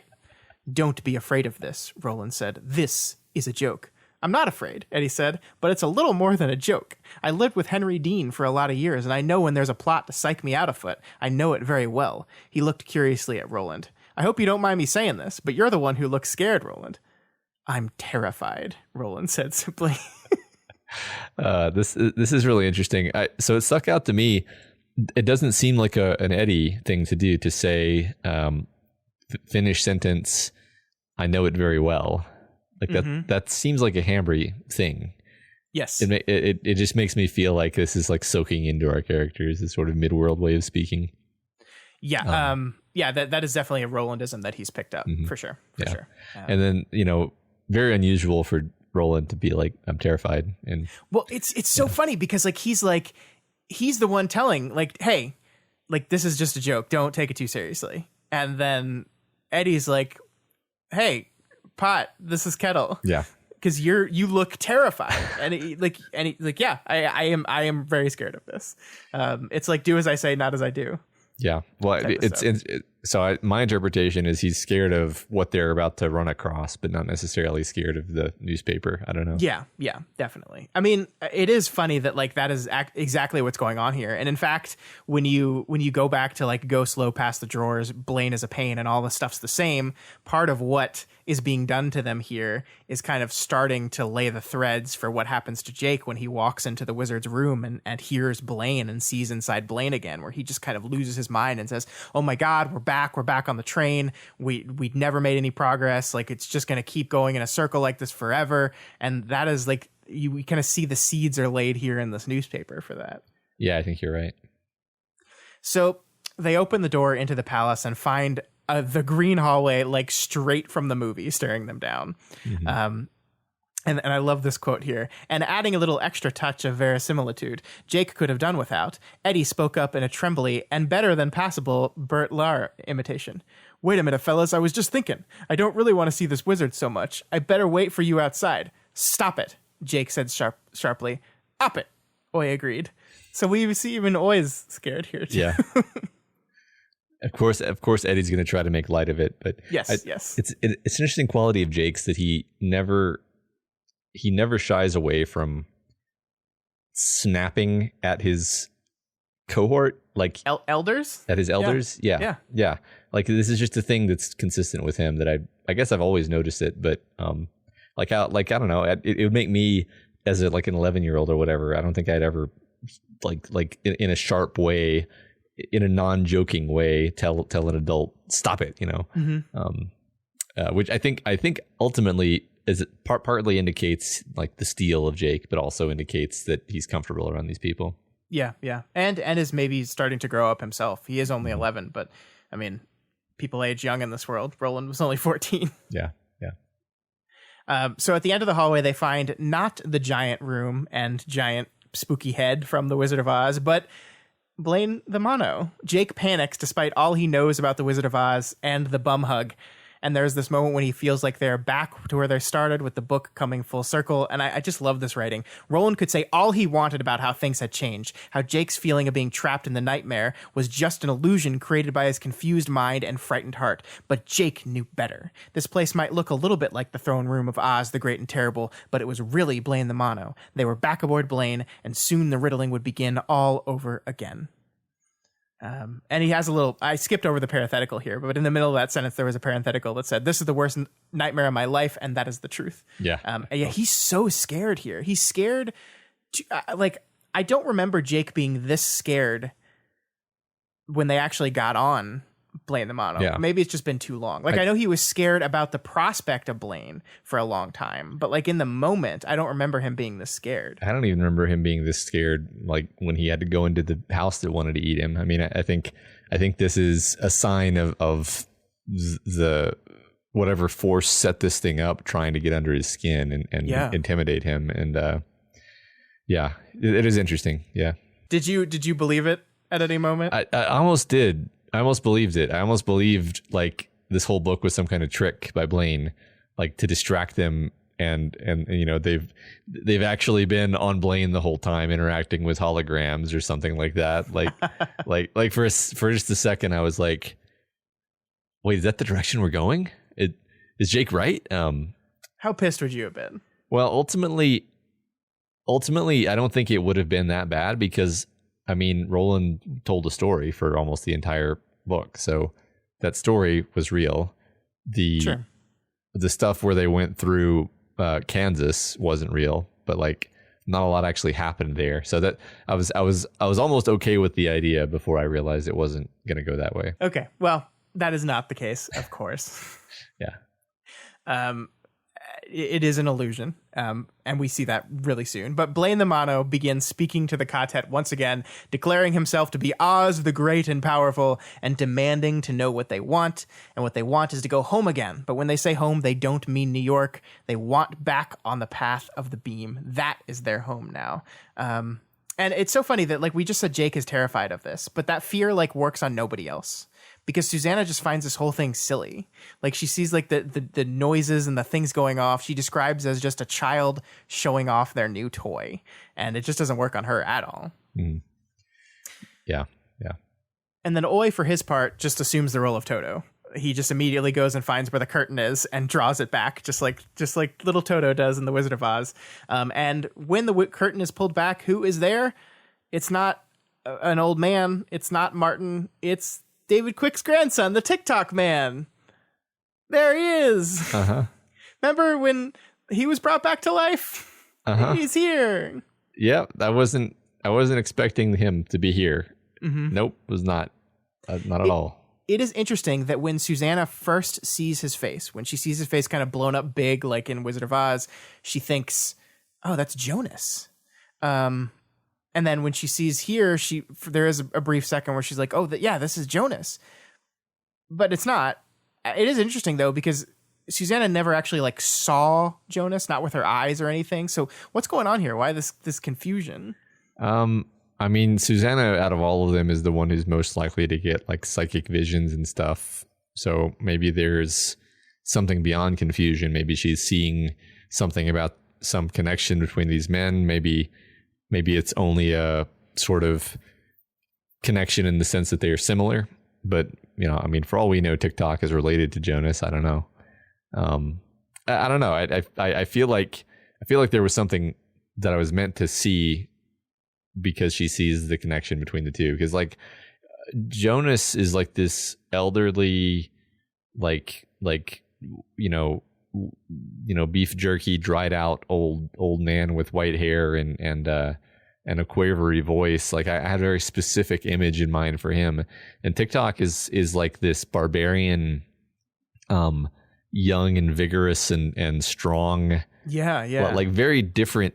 But they look so different in my head that when she made this connection, when she said that this looked like Jonas, I was like, no, TikTok doesn't look like Jonas at all. And then of course you have to be like, well, maybe he kind of looks more like Jonas now that he's had such a rough time. Like maybe he's lost weight or something. But I don't know. It did stick out to me. But It's not Jonas. It is the TikTok man.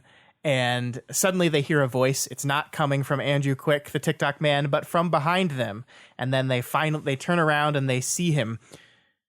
He was wearing jeans, a dark jacket that belted at the waist, and old, rundown cowboy boots. On his jacket was a button that showed a pig's head with a bullet hole between the eyes. In his lap, this newcomer had a drawstring bag. He rose, standing in the seat of the throne like a child in Daddy's chair, and the smile dropped away from his face like loose skin.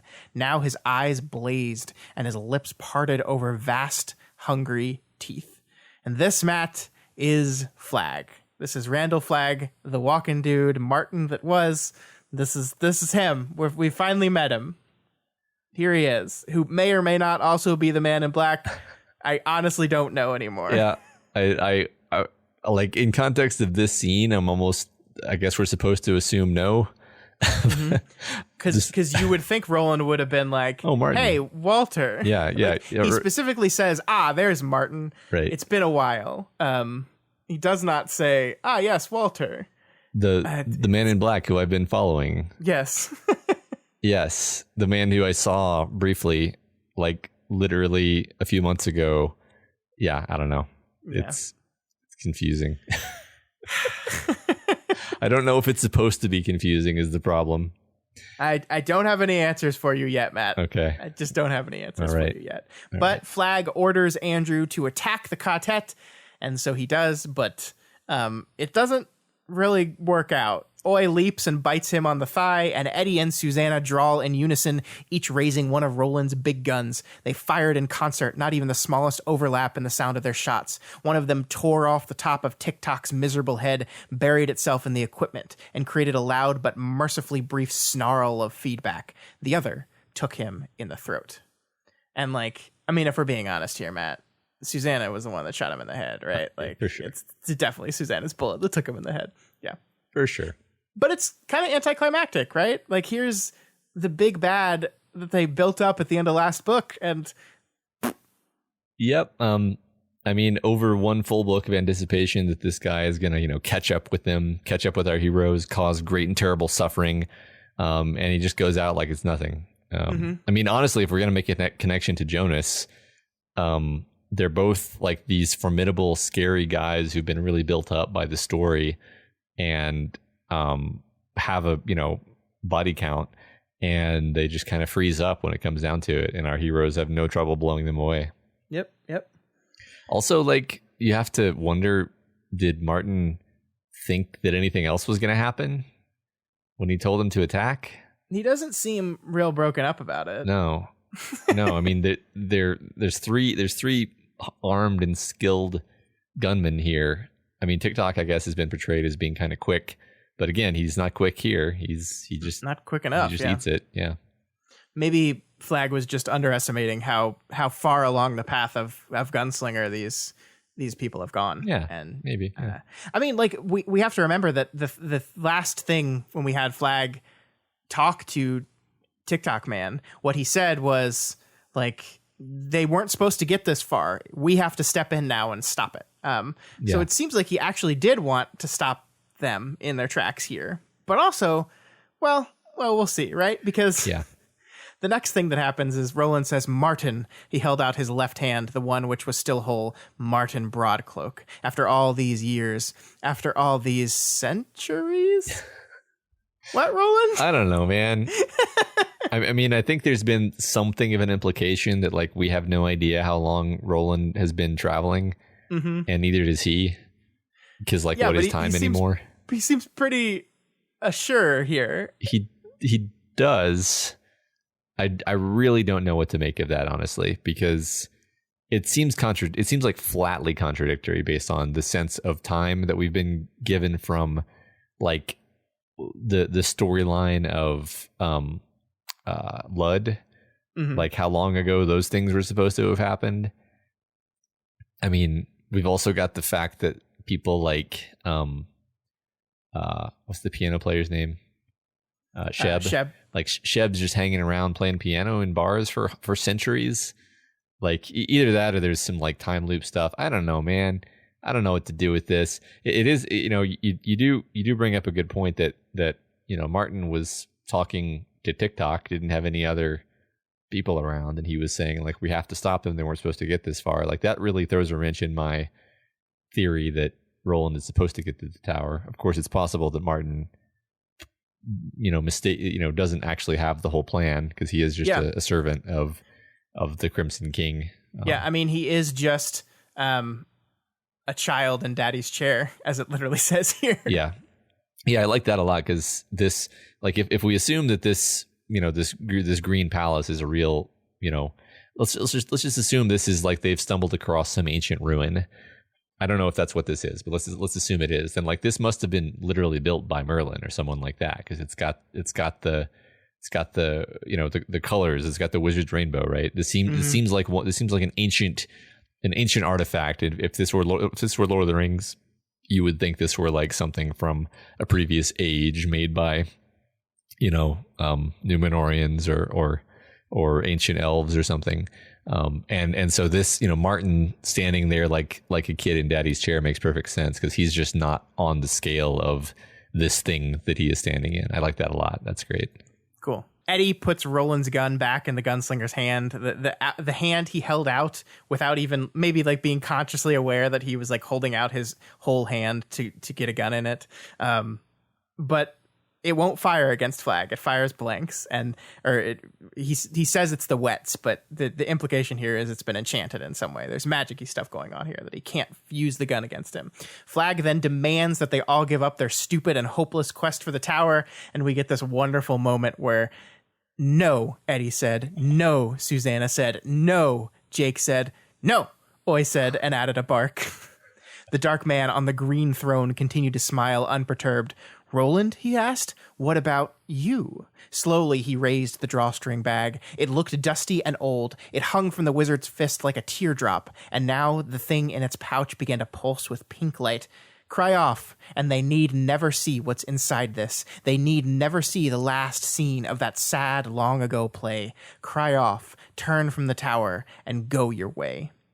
No, Roland said. He began to smile, and as his smile broadened, that of the man sitting on the throne began to falter. What a fucking moment. Yeah. Like, you can say that the confrontation with the TikTok man was a little anticlimactic, but this moment here, where they all stand up one at a time, say no, and he doesn't even care about them. What he cares about is Roland. He goes right for the heart. Leave, and your friends, your loved ones, never need to know what you did. And Roland, even in this moment, refuses. He will not. Yeah, it's great. I mean, honestly, I feel like King was giving himself an out with TikTok, where he was like, okay, here's a character that I can use as a potential antagonist in the future. And then he realized he didn't really need that, so he just killed him. Yep. But we had to get rid of him. Yep. But this is the scene that he actually cared about. I agree with that. And this works perfectly. Yeah. And after they all refuse, Roland draws the gun from Jake's world, a gun that Flag could not have enchanted because it doesn't come from his world. And he fires it, and it causes Flag to disappear. We don't see if the bullets hit him or not. It doesn't seem like they hit the back of the chair, but he disappears in a big thing of red smoke, leaving behind Merlin's grapefruit. Roland wants to destroy it, but Ka isn't quite done with it and him yet, because he has one more story to tell. And I love this part so much, Matt. But you can't go yet, Gunslinger. Not until you've finished your story, told the last scene. Whose voice was that? Vinay's? No. Court's? No. Nor was it the voice of his father, who had once turned him naked out of a horse bed. That was the hardest voice, the one he often heard in his troubled dreams, the one he wanted so to please and so seldom could. No, not that voice. Not this time. This time what he heard was the voice of Ka. It's great. I love the end of this book. I love the end of this book so much.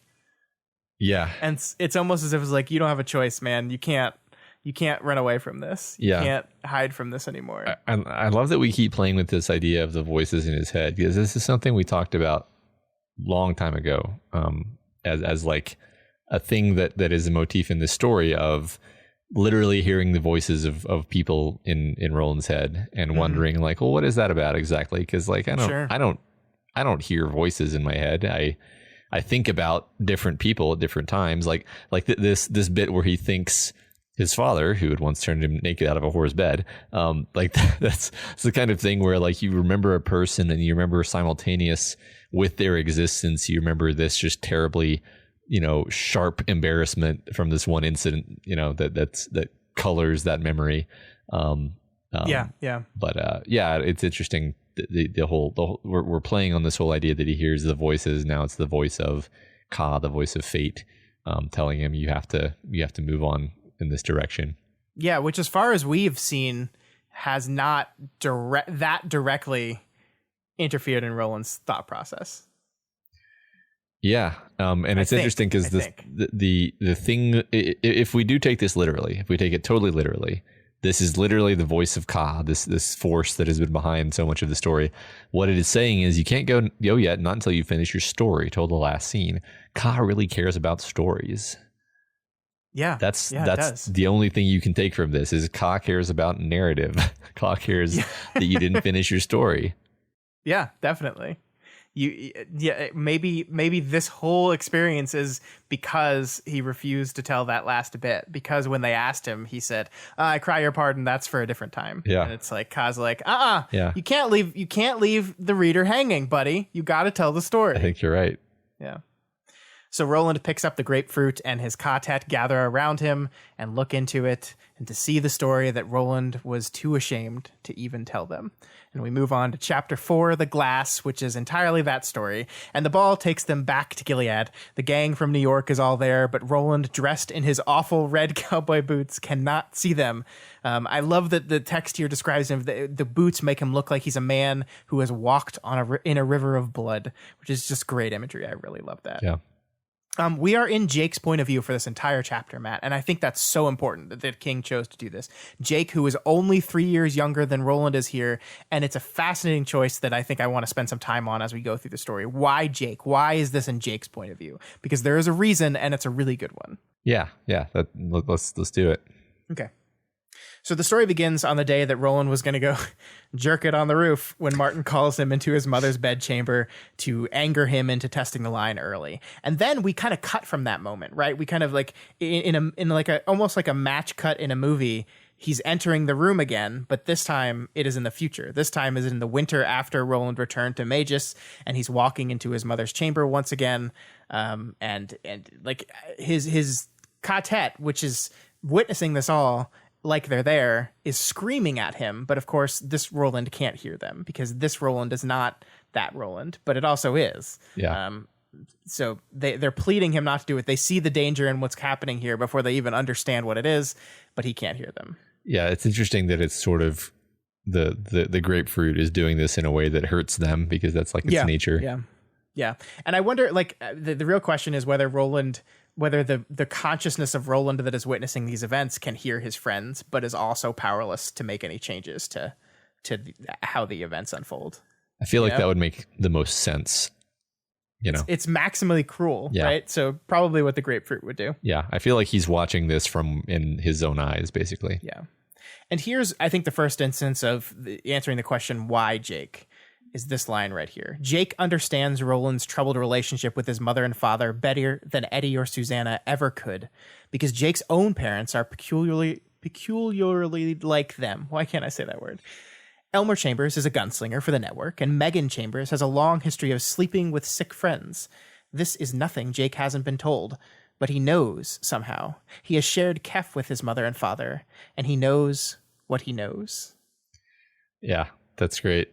I mean, this actually goes along with this idea that these people were selected because of ways that they connect with or mirror Roland, and Jake being a kid who has this troubled relationship with his parents and having parents so much like Roland's, I think makes him, a perfect candidate. I think like as soon as the word mother was brought up, I had a really strong suspicion that this is what, this part would be about. This was going to be the matricide scene. Oh, did you? Okay, that's cool. Well, yeah, not certainty, but suspicion. Yeah. Yeah. And Jake knows something else about Roland, too. He knows that the second time he looked into the ball, he did see the assassin who would take the poison blade and kill his father with it. It's Gabrielle Deshane. He has come to confront her. Once again, Jake sees a little further than his friends would have, that he wants to give his mother one last chance. He's not here to punish her, but to give her one more chance to repent and renounce Martin and his ways. And here's another wonderful passage here, Matt. So unaware that he has once more lapsed into the unwisdom of the very young, Roland cannot grasp that unhappiness and shame are often no match for desire. He has come here to speak to his mother, to beg her to come back to her husband before it's too late. He has saved her from herself once, he will tell her, but he cannot do it again. So once again, like, it's so fascinating to me because we have Jake, a person who has parents that he thinks are similar to Roland's parents. Jake, who understands what Roland is going through in a very fundamental way, but also Jake, who through his experience can kind of suss out the truth here that, hey, this isn't going to work, buddy. That this was a fool's errand from the beginning. Convincing your mother to repent and rejoin, and like, it probably wasn't going to work. And it's interesting that it comes from the youngest member of the quartet. Yeah, even younger than Roland is here. He's still. Yeah. I think that's what's maybe most. I don't know, not most interesting, but one of the more interesting things about Jake is how cynical he is. Actually, like, this is an extremely, extraordinarily cynical thought for even for an adult. It comes off as cynical, accurate, but you're surprised to hear it come out of the mouth of an 11-year-old or in the thoughts of one. But it makes sense because, like, he's been portrayed as being this kid who reads a lot and probably, like, I think that's one of the superpowers that reading gives you is a much broader palette for understanding human experiences and the different types of people that exist in the world. And so, Roland doesn't strike me as a big reader, especially as a child. So it's possible that, Jake's cynicism here is actually giving him an advantage. Yeah. Oh boy, I don't want to read this, but here we go. Okay. Roland doesn't find his mother, who Jake sees is hiding behind a curtain. Once again, more observant than Roland is here. But Roland sees the grapefruit, which alights as soon as he walks into the room. And Roland turns as the woman who comes out from behind the curtain. And who is that woman, Matt? It's Rhea. It's the witch Rhea come to get her ball back. And Roland fires immediately at the witch. But he's been tricked. It's not Rhea. Yep. And the thing is interesting here that Jake falls for the trick as well. And I like that it's from Jake's perspective because, again, he's the youngest person. And for a moment there, he falls for the trick. And I think that's King kind of saying that, like, you would have too. If you were a kid in this room, the magic is fucking with you. You would have fallen for it too. Like, this is not something that's unique to Roland. Jake falls for it too. It's only because Susanna and Eddie are there and Susanna screams, "It's a trick, Roland," that he can't hear, that Jake realizes it's a trick. Yeah. Yeah, that is really interesting. I mean, obviously, like, that's, I don't know, the whole situation is weird and hinky and suspicious to me, honestly. Yeah. I'll talk more about that after you read this bit. Okay. Perhaps Roland also understands the truth at the last split second, that the woman in the doorway really is his mother after all, and that the thing in her hands isn't a snake, but a belt, something she has made for him, a peace offering mayhap, that the glass has lied to him in the only way it can, by reflection. In any case, it's too late. The guns are out and thundering. Their bright yellow flashes light the room. He pulls the trigger of each gun twice before he can stop, and the four slugs drive Gabrielle Deshane back into the corridor with the hopeful "can we make peace" smile still on her face. She dies that way, smiling. So what are you suspicious about here, Matt? The whole thing's weird to me. I mean, like, what was she doing behind the curtain? Mm-hmm. Like, if you like, how would you react if you went to your mom's room and then, like, she was fucking hiding behind a curtain? Like, well, she just wanted to surprise him. Intending to sneak up on you. Surprise you with the cool belt. Behind the curtain. What the fuck is that? And then obviously there's some Rhea trickery involved. Like, the whole scenario plays oddly to me. I don't know what I'm saying. I don't know what my point is. I guess my point is, like, what if she was gonna try to sneak up on him and stab him with the knife or something? I don't know. Yeah, I mean, one of the things that I think that is textual here is that these questions are asked by everyone watching the scenario too, right? They're like, wait a minute, like, and they're trying to rationalize them. Yeah. And I think there is a little bit of subtext here that's like, maybe Roland just really, really wanted to believe that. Yeah. That okay, so he killed her, but at least he knows that she was going to her death and she was truly going to repent. She was truly going to repent and make peace with her son, and everything was going to be okay. And it's a way to punish himself even further, but it's also a way for the memory of his mother to be untainted, right? Like, yes, she's dead, and yes, I killed her, and I will hold myself responsible for that for the rest of my life. But she was an innocent, and I'm the bad one. She was going to repent. She wasn't going to do it. She wasn't going to kill him. I was going to be able to convince her. Everything was going to be fine. And yeah, I think you're okay to be suspicious with that, because that just doesn't. Yeah. That seems like, once again, the unwisdom of the very young. Yeah. The certainty of the young and unworldly. Yeah. That everything's going to work out. It's like your divorced parents are going to get back together, right? Yeah. Like it's gonna work out. Yeah. It's gonna work out. Yeah. It contradicts what, I guess Jake just told us of like Roland continues to underestimate, how in deep this woman is. I think Roland likes to imagine that she just like briefly strayed and was seduced by the wizardly charms, but she's really a good woman, and it's not her fault. And that just doesn't strike me as very Stephen King. Like I think this woman probably like hated her husband and wanted to murder him, like that's the level of and maybe thought like, well, if I, killing your own son is a hell of a thing to consider. But maybe she's that far gone. Like we have, the story has actually very intentionally, I feel, pulled the camera away from Gabrielle Deschênes. How much do we see her like looking down tearfully from a tower. We see her silently sitting in a chair with the man in black standing over her. Does she have any speaking roles? I mean, we know so little about her. We just know what Roland has projected. And I think that allows us to pretend that maybe this was all a terrible accident. But I think there's grounds to assume that maybe it wasn't. Yeah, I mean, I love that line that we read earlier, that Roland cannot grasp that unhappiness and shame are often no match for desire. And whether that desire is motivated. One thing I love is that the story has never made clear, did she fall in love with Martin or did Martin cast a spell on her? Right. And we don't know. And I mean, I think Roland, if you asked Roland, he'd probably say, oh, it was certainly some sort of spell. Like that's what he does. He tricked her, he influenced her, and he might have. I'm not saying he didn't. But yeah, I mean, I think you're absolutely right that she's this character we know so little about. And so everything we know about him is informed by Roland's point of view, who wants to see her as this angel woman who was seduced by the dark side. Yeah. It's interesting because I hadn't even really thought too much about her until the moment where I'm like, why is she behind a curtain? Yeah. That's not a normal detail. Well, and I love this. The glass has lied to him in the only way it can, by reflection. And maybe I'm just completely off base about the way the glass manipulates or influences, but I didn't think that was the way it worked. So like for this to work, what the glass would have to do is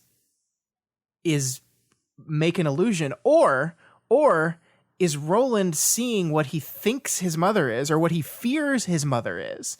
Is Roland seeing the witch Rhea, the evil person that he hates more than anything? And is Roland projecting on his mother by reflection, right? The glass has lied to him in the only way it can, by reflection. I don't know. That's interesting. I mean, it's also possible that it didn't lie to him at all, that it just reflected like somebody sneaking up behind him trying to kill him. Yeah. And maybe he just really wanted really bad to pretend that it was Rhea.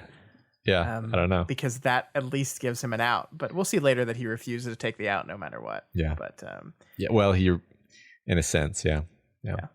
Rhea's voice, regardless of whether she was casting a spell or what was happening here, her voice fills the room, and she's laughing at what she had made Roland do and saying, "See, this is what happens when you kill my snake, Roland. Yeah. I've taken your love, and now I've made you kill your mother."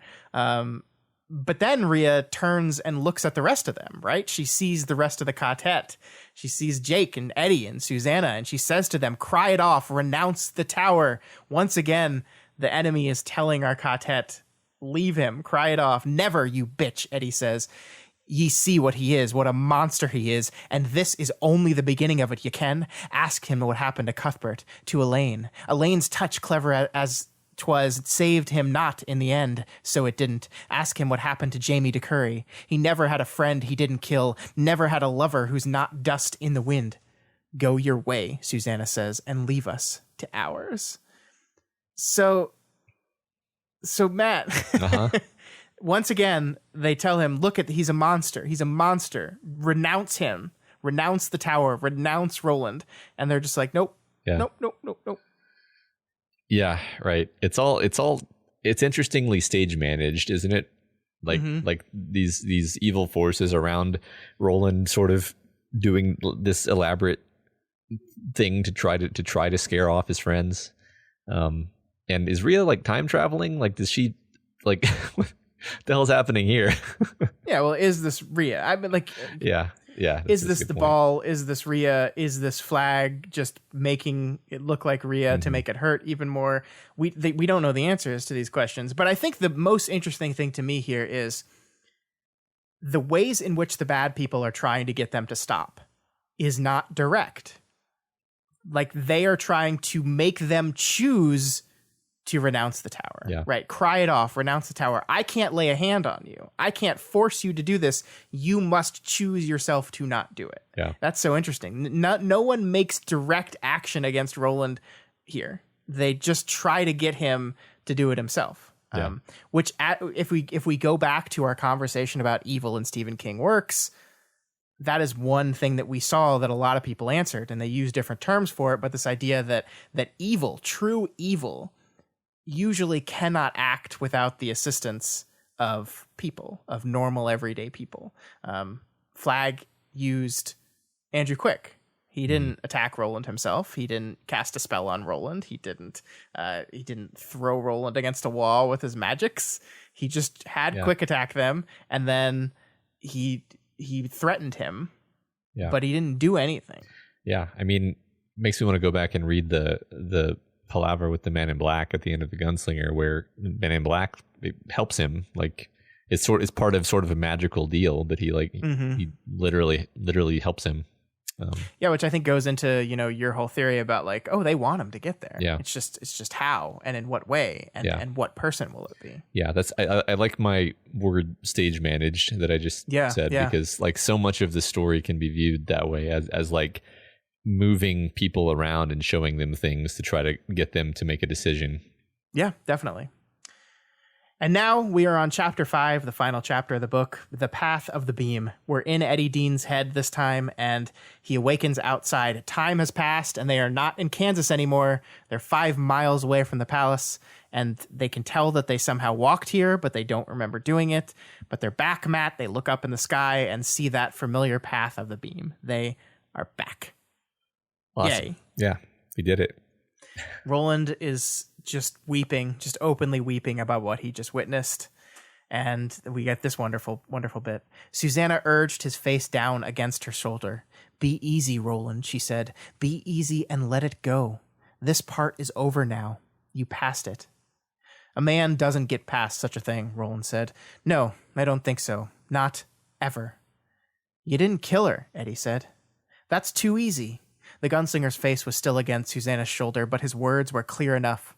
Some responsibilities can't be shirked. Some sins can't be shirked. Yes, Rhea was there, in a way at least, but I can't shift it all to the coups, much as I might like to.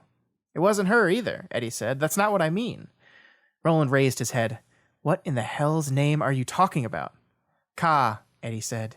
"Ka like the wind." So I think Eddie is trying to get Roland to see the thing we talked about earlier, that like if you believe in Ka, as you do, and we've seen it's a real thing, then what is the point of beating yourself up about this thing? It was Ka. Yeah. That's who's responsible. That's what's responsible. I think you're right. We don't quite see Roland accept this, but it is an idea that I think he's maybe ready to accept. I do think it's a great thing to drop at the close of the story, though, because I think that's one thing that the narrative has sort of danced around without ever coming out and really saying, is just like, Ka is a bastard. Ka is not on your side. Like, Ka may assist our heroes at some points, but it's only assisting them so that it can fuck them over more dramatically later. Yeah. And I think, yeah, again, maybe Roland is ready to process this, or maybe he already has, and it's our other characters who are only now learning it. I don't know. Yeah, I mean, it's so interesting that Eddie is like reframing Ka for Roland, who has been obsessed with this thing since the events in Mejis. Yeah, that's true. He is. So there's some weird stuff going on here now, Matt, because the Katet's packs are all stuffed with food, and not Midworld food, not Gunslinger burritos, but our food. Keebler elf cookies, saran wrapped sandwiches, and Nazala Cola, a brand that no one has ever heard of before, but apparently existed in that version of Kansas or something. They don't remember packing this. They just like they don't remember walking all this way, but it's there for them. Where did this come from? Yeah. I mean, my first thought was like the bad guys gave it to them because they want them to keep going. Sure. But I don't know. Well, they left a note for them, right? So Flag leaves a note for the party and he says, "Next time I won't leave. Renounce the tower. This is your last warning, and have a great day." Signed RF there's two little smiley faces on the note. It's adorable. It's an adorable little note. But again, like to go back what we were talking about with whatever, man, like this is like the like, you will not defeat me next time. Like I'm letting you off easy this time. Yeah. Why though? Yeah. It's such mustache twirling. Backed up by nothing. Yeah. Like, I mean, really, if you're Randall Flagg or whatever his name is, and you know, like magically that Roland and his Katet are coming, then just put a bomb right there. Put a bomb and kill him. But so obviously that's not an option. Obviously that wouldn't work for one reason or another. So it's all just horseshit. Yeah, it's him flying away in his broken glider saying, "We'll meet again, Spider-Man." It's bullshit. But they also leaves a nice little picture of a cloud with a lightning bolt in thunderclap. It, for the thunderclap. So in this moment, after witnessing everything and after thinking upon it, Roland does what he has not done in the story ever. He looks at his Katet and he gives them an out. If they want to turn back, they are free to. He will not stop them. He will not force them on. He will let them all go. And of course they say no at this point. Of course they do. Yeah. But here's this wonderful quote that I want to talk about. "I did what I did before I learned to know you as friends," Roland said. "Before I learned to love you as I loved Elaine and Cuthbert, and before I was forced to revisit certain scenes. Doing this has..." He paused, looking down at his feet. He had put his old boots back on again, and thinking hard. At last, he looked up again. "There was part of me that hadn't moved or spoken in a good many years. I thought it was dead. It isn't. I have learned to love again, and I'm aware that this is probably my last chance to love. I'm slow. Vinay and Court knew that. So did my father. But I'm not stupid."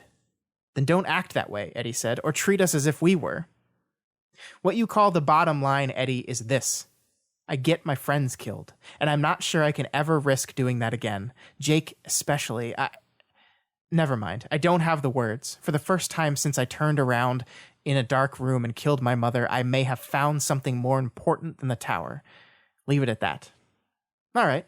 I guess I can respect that. Oh boy, Matt. For the first time, I may have found something more important than the tower. Wow. Yeah, right. I mean, think about how far we've come. Like I think at the end of every book, we have had a milestone like this, right? And it's gone. So like I was reflecting a lot on the Gunslinger, the first book this week, and how much Roland has grown since then. Because he was alone that book mostly.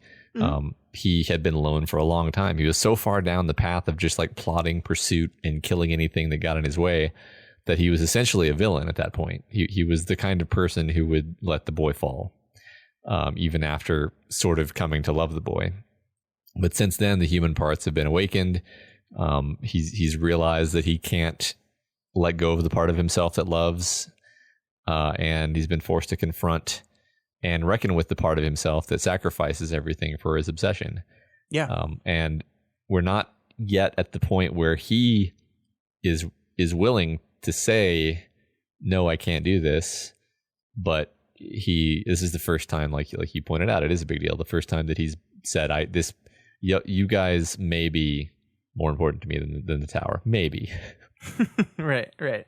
Yeah. I mean, I think you're right. And I think this is it. This is why we had to go through that story. This is why our character had to go through and relive this past again, because it awoken it.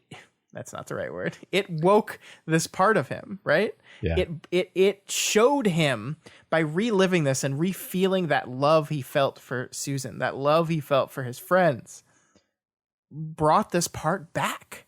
And now he can finally look at this in a way he never looked at it before. If he didn't relive this past, if he didn't go through this again, if he didn't try to put this behind him for the first time ever, he might have just kept on going the way he did. And he might have just been like, yeah, Jake, sacrifice. Eddie, sacrifice. Susanna, sacrifice. And now we leave this book with hope that he's not quite there yet. He's still got miles to go on his journey. But he's getting closer. And that's something to be happy about. Yeah, right. I mean, it's progress for sure. Love it. Yeah, and of course to show that change. This is so beautiful. We've changed, Eddie said. Now he was the one who didn't know how to go on, how to express his need to see the tower and his other needs, just as strong to go on carrying the gun with the sandalwood insets. The big iron was how he'd come to think of it, like an old Marty Robbins song about the man with the big iron on his hip. It's Ka, he said. It's all I could think of that was big enough to cover it. Ka, Roland replied after a moment's consideration. The three of them stared at him, mouths open. Roland of Gilead had made a joke. It is a joke, and it's a great moment, but it comes across as a bit ominous after the story has sort of reminded us that Ka is actually a huge bastard. It's interesting. It's almost like Roland and Eddie have like swapped positions in a certain way, because Eddie, obviously Eddie was the one who started out calling it Ka, and like this is bullshit. And now he's like, everything you did was because of Ka. Everything I'm doing is because of Ka. Everything is just Ka.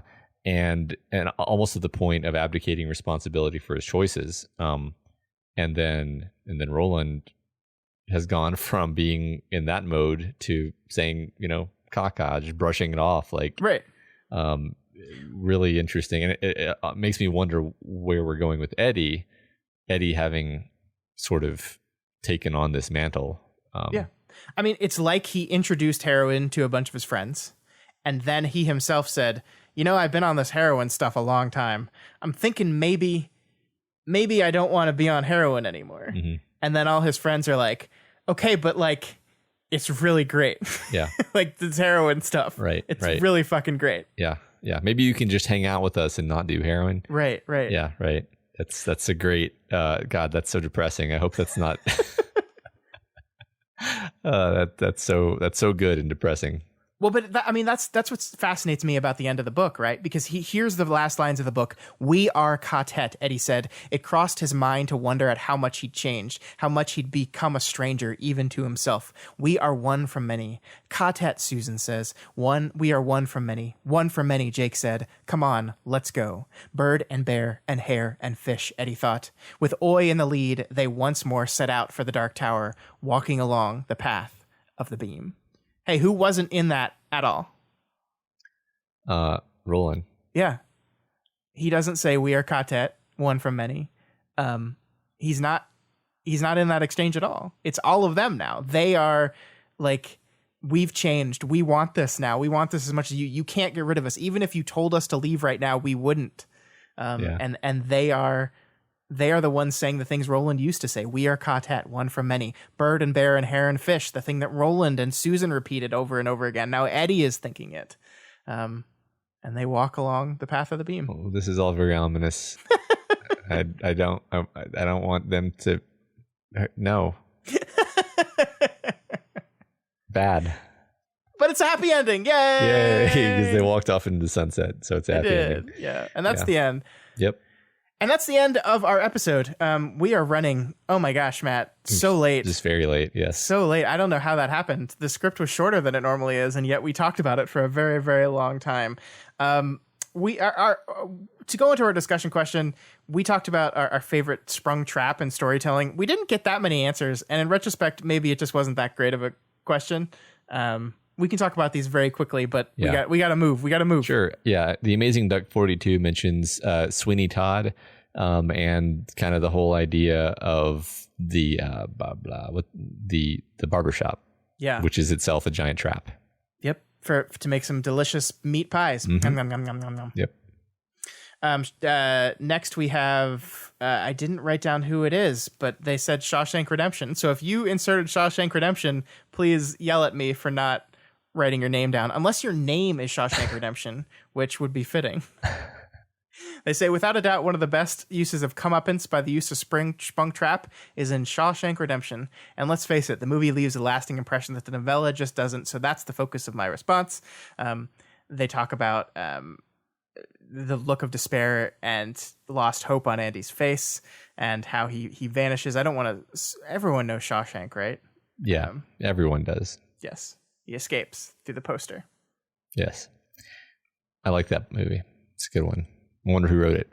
Some guy. Sosation says some sequence from The Traveler's Rest. They don't want to spoil it, so they don't give us details. The Traveler's Rest. Well, I think the Traveler's Rest sequence, like when our Katek got the jump on Jonas. Oh, I'm an idiot. Yeah. This Traveler's Rest sequence. There you go.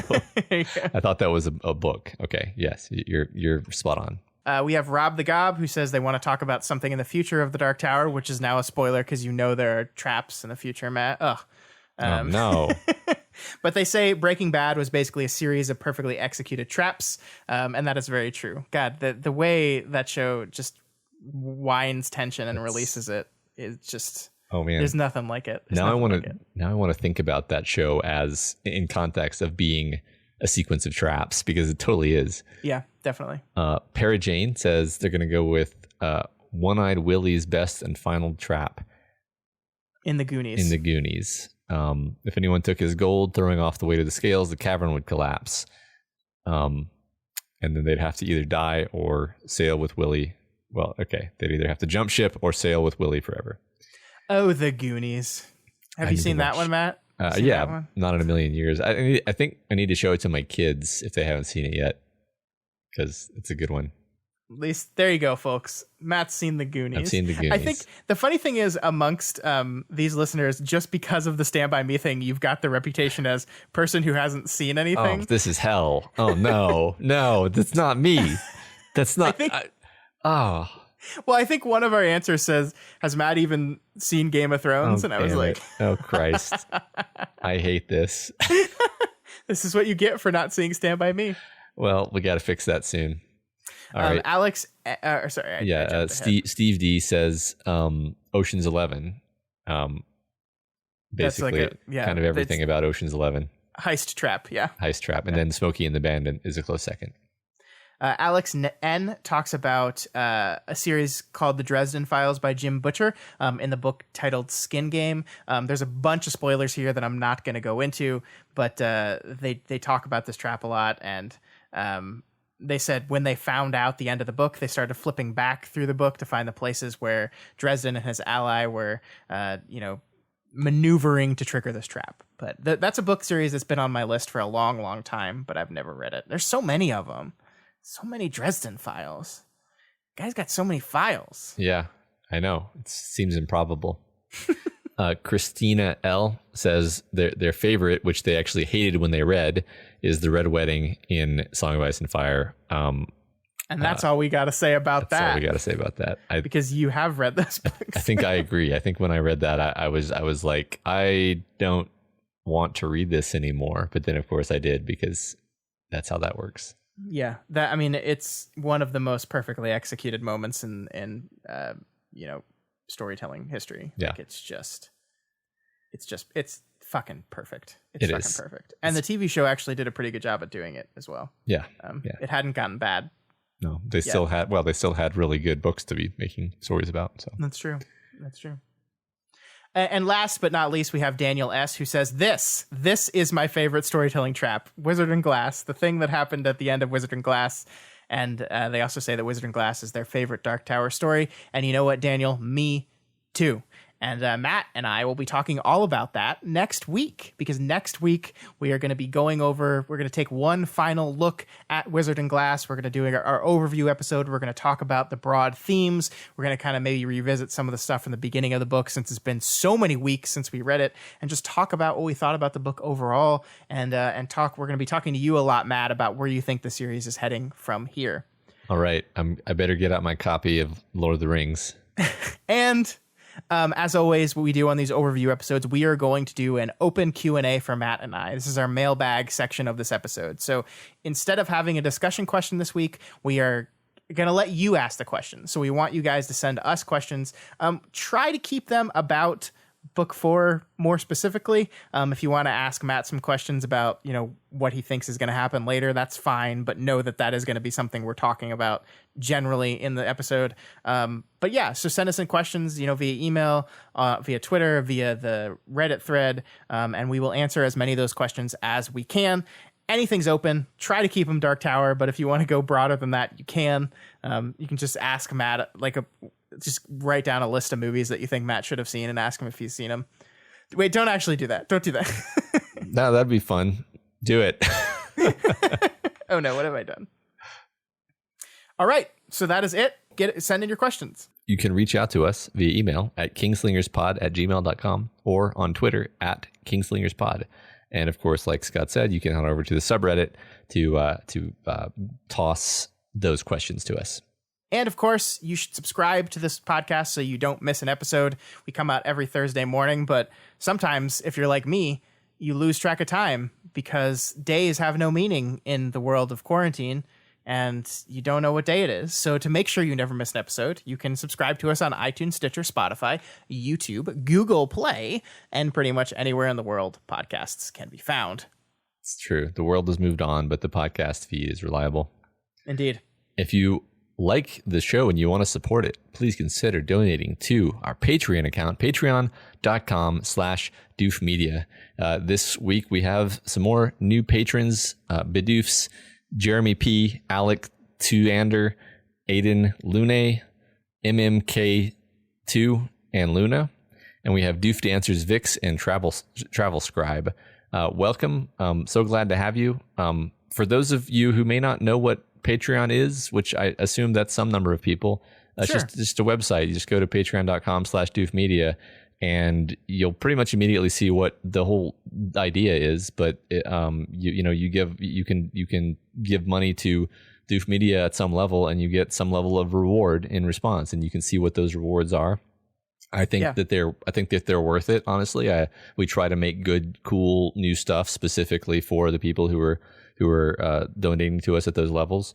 It doesn't cost you anything to check it out regardless. So please, again, patreon.com/doofmedia to see what we offer in our podcast network. Yeah, that's a great pitch there, Matt. It's a wonderful service. We are totally funded by our Patreon. We don't make money any other way. We just rely on your donations to pay for our website, to pay for our equipment, to pay for these books I keep highlighting and ruining. That's how we do it. So we really appreciate all of you folks that donate to us to keep the lights on, that keep funding these projects.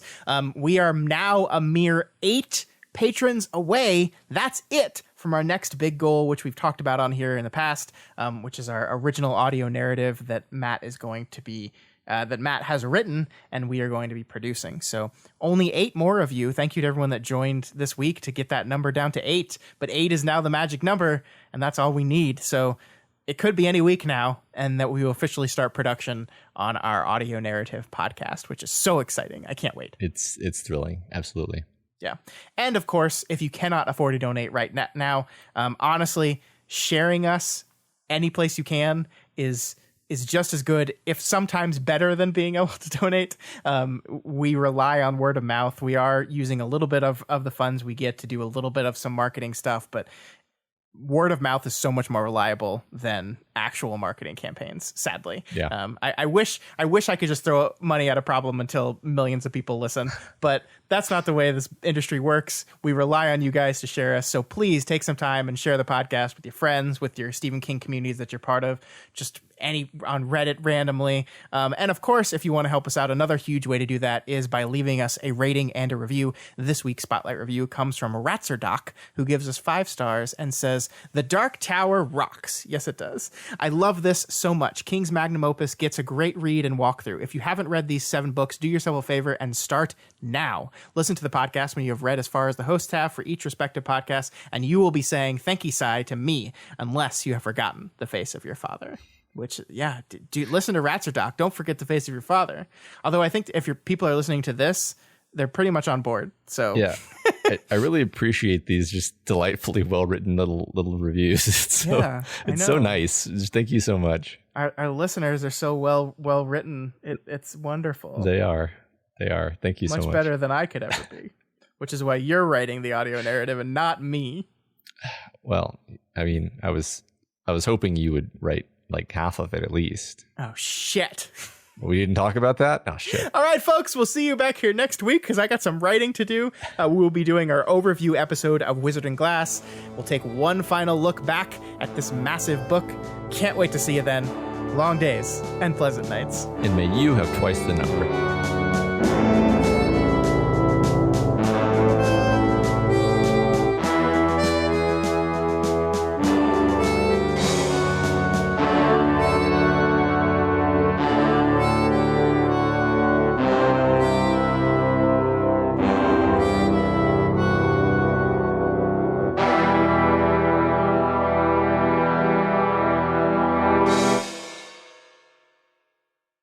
Let me get my voice. I haven't actually watched The Wizard of Oz in like 30 years. Yeah, I don't know if you're remembering what the Cowardly Lion sounds like correctly. Maybe you should go watch a video of listen the to the Cowardly Lion real quick. Hold on a Because second. that's not really what... You sound more like Mr. Head.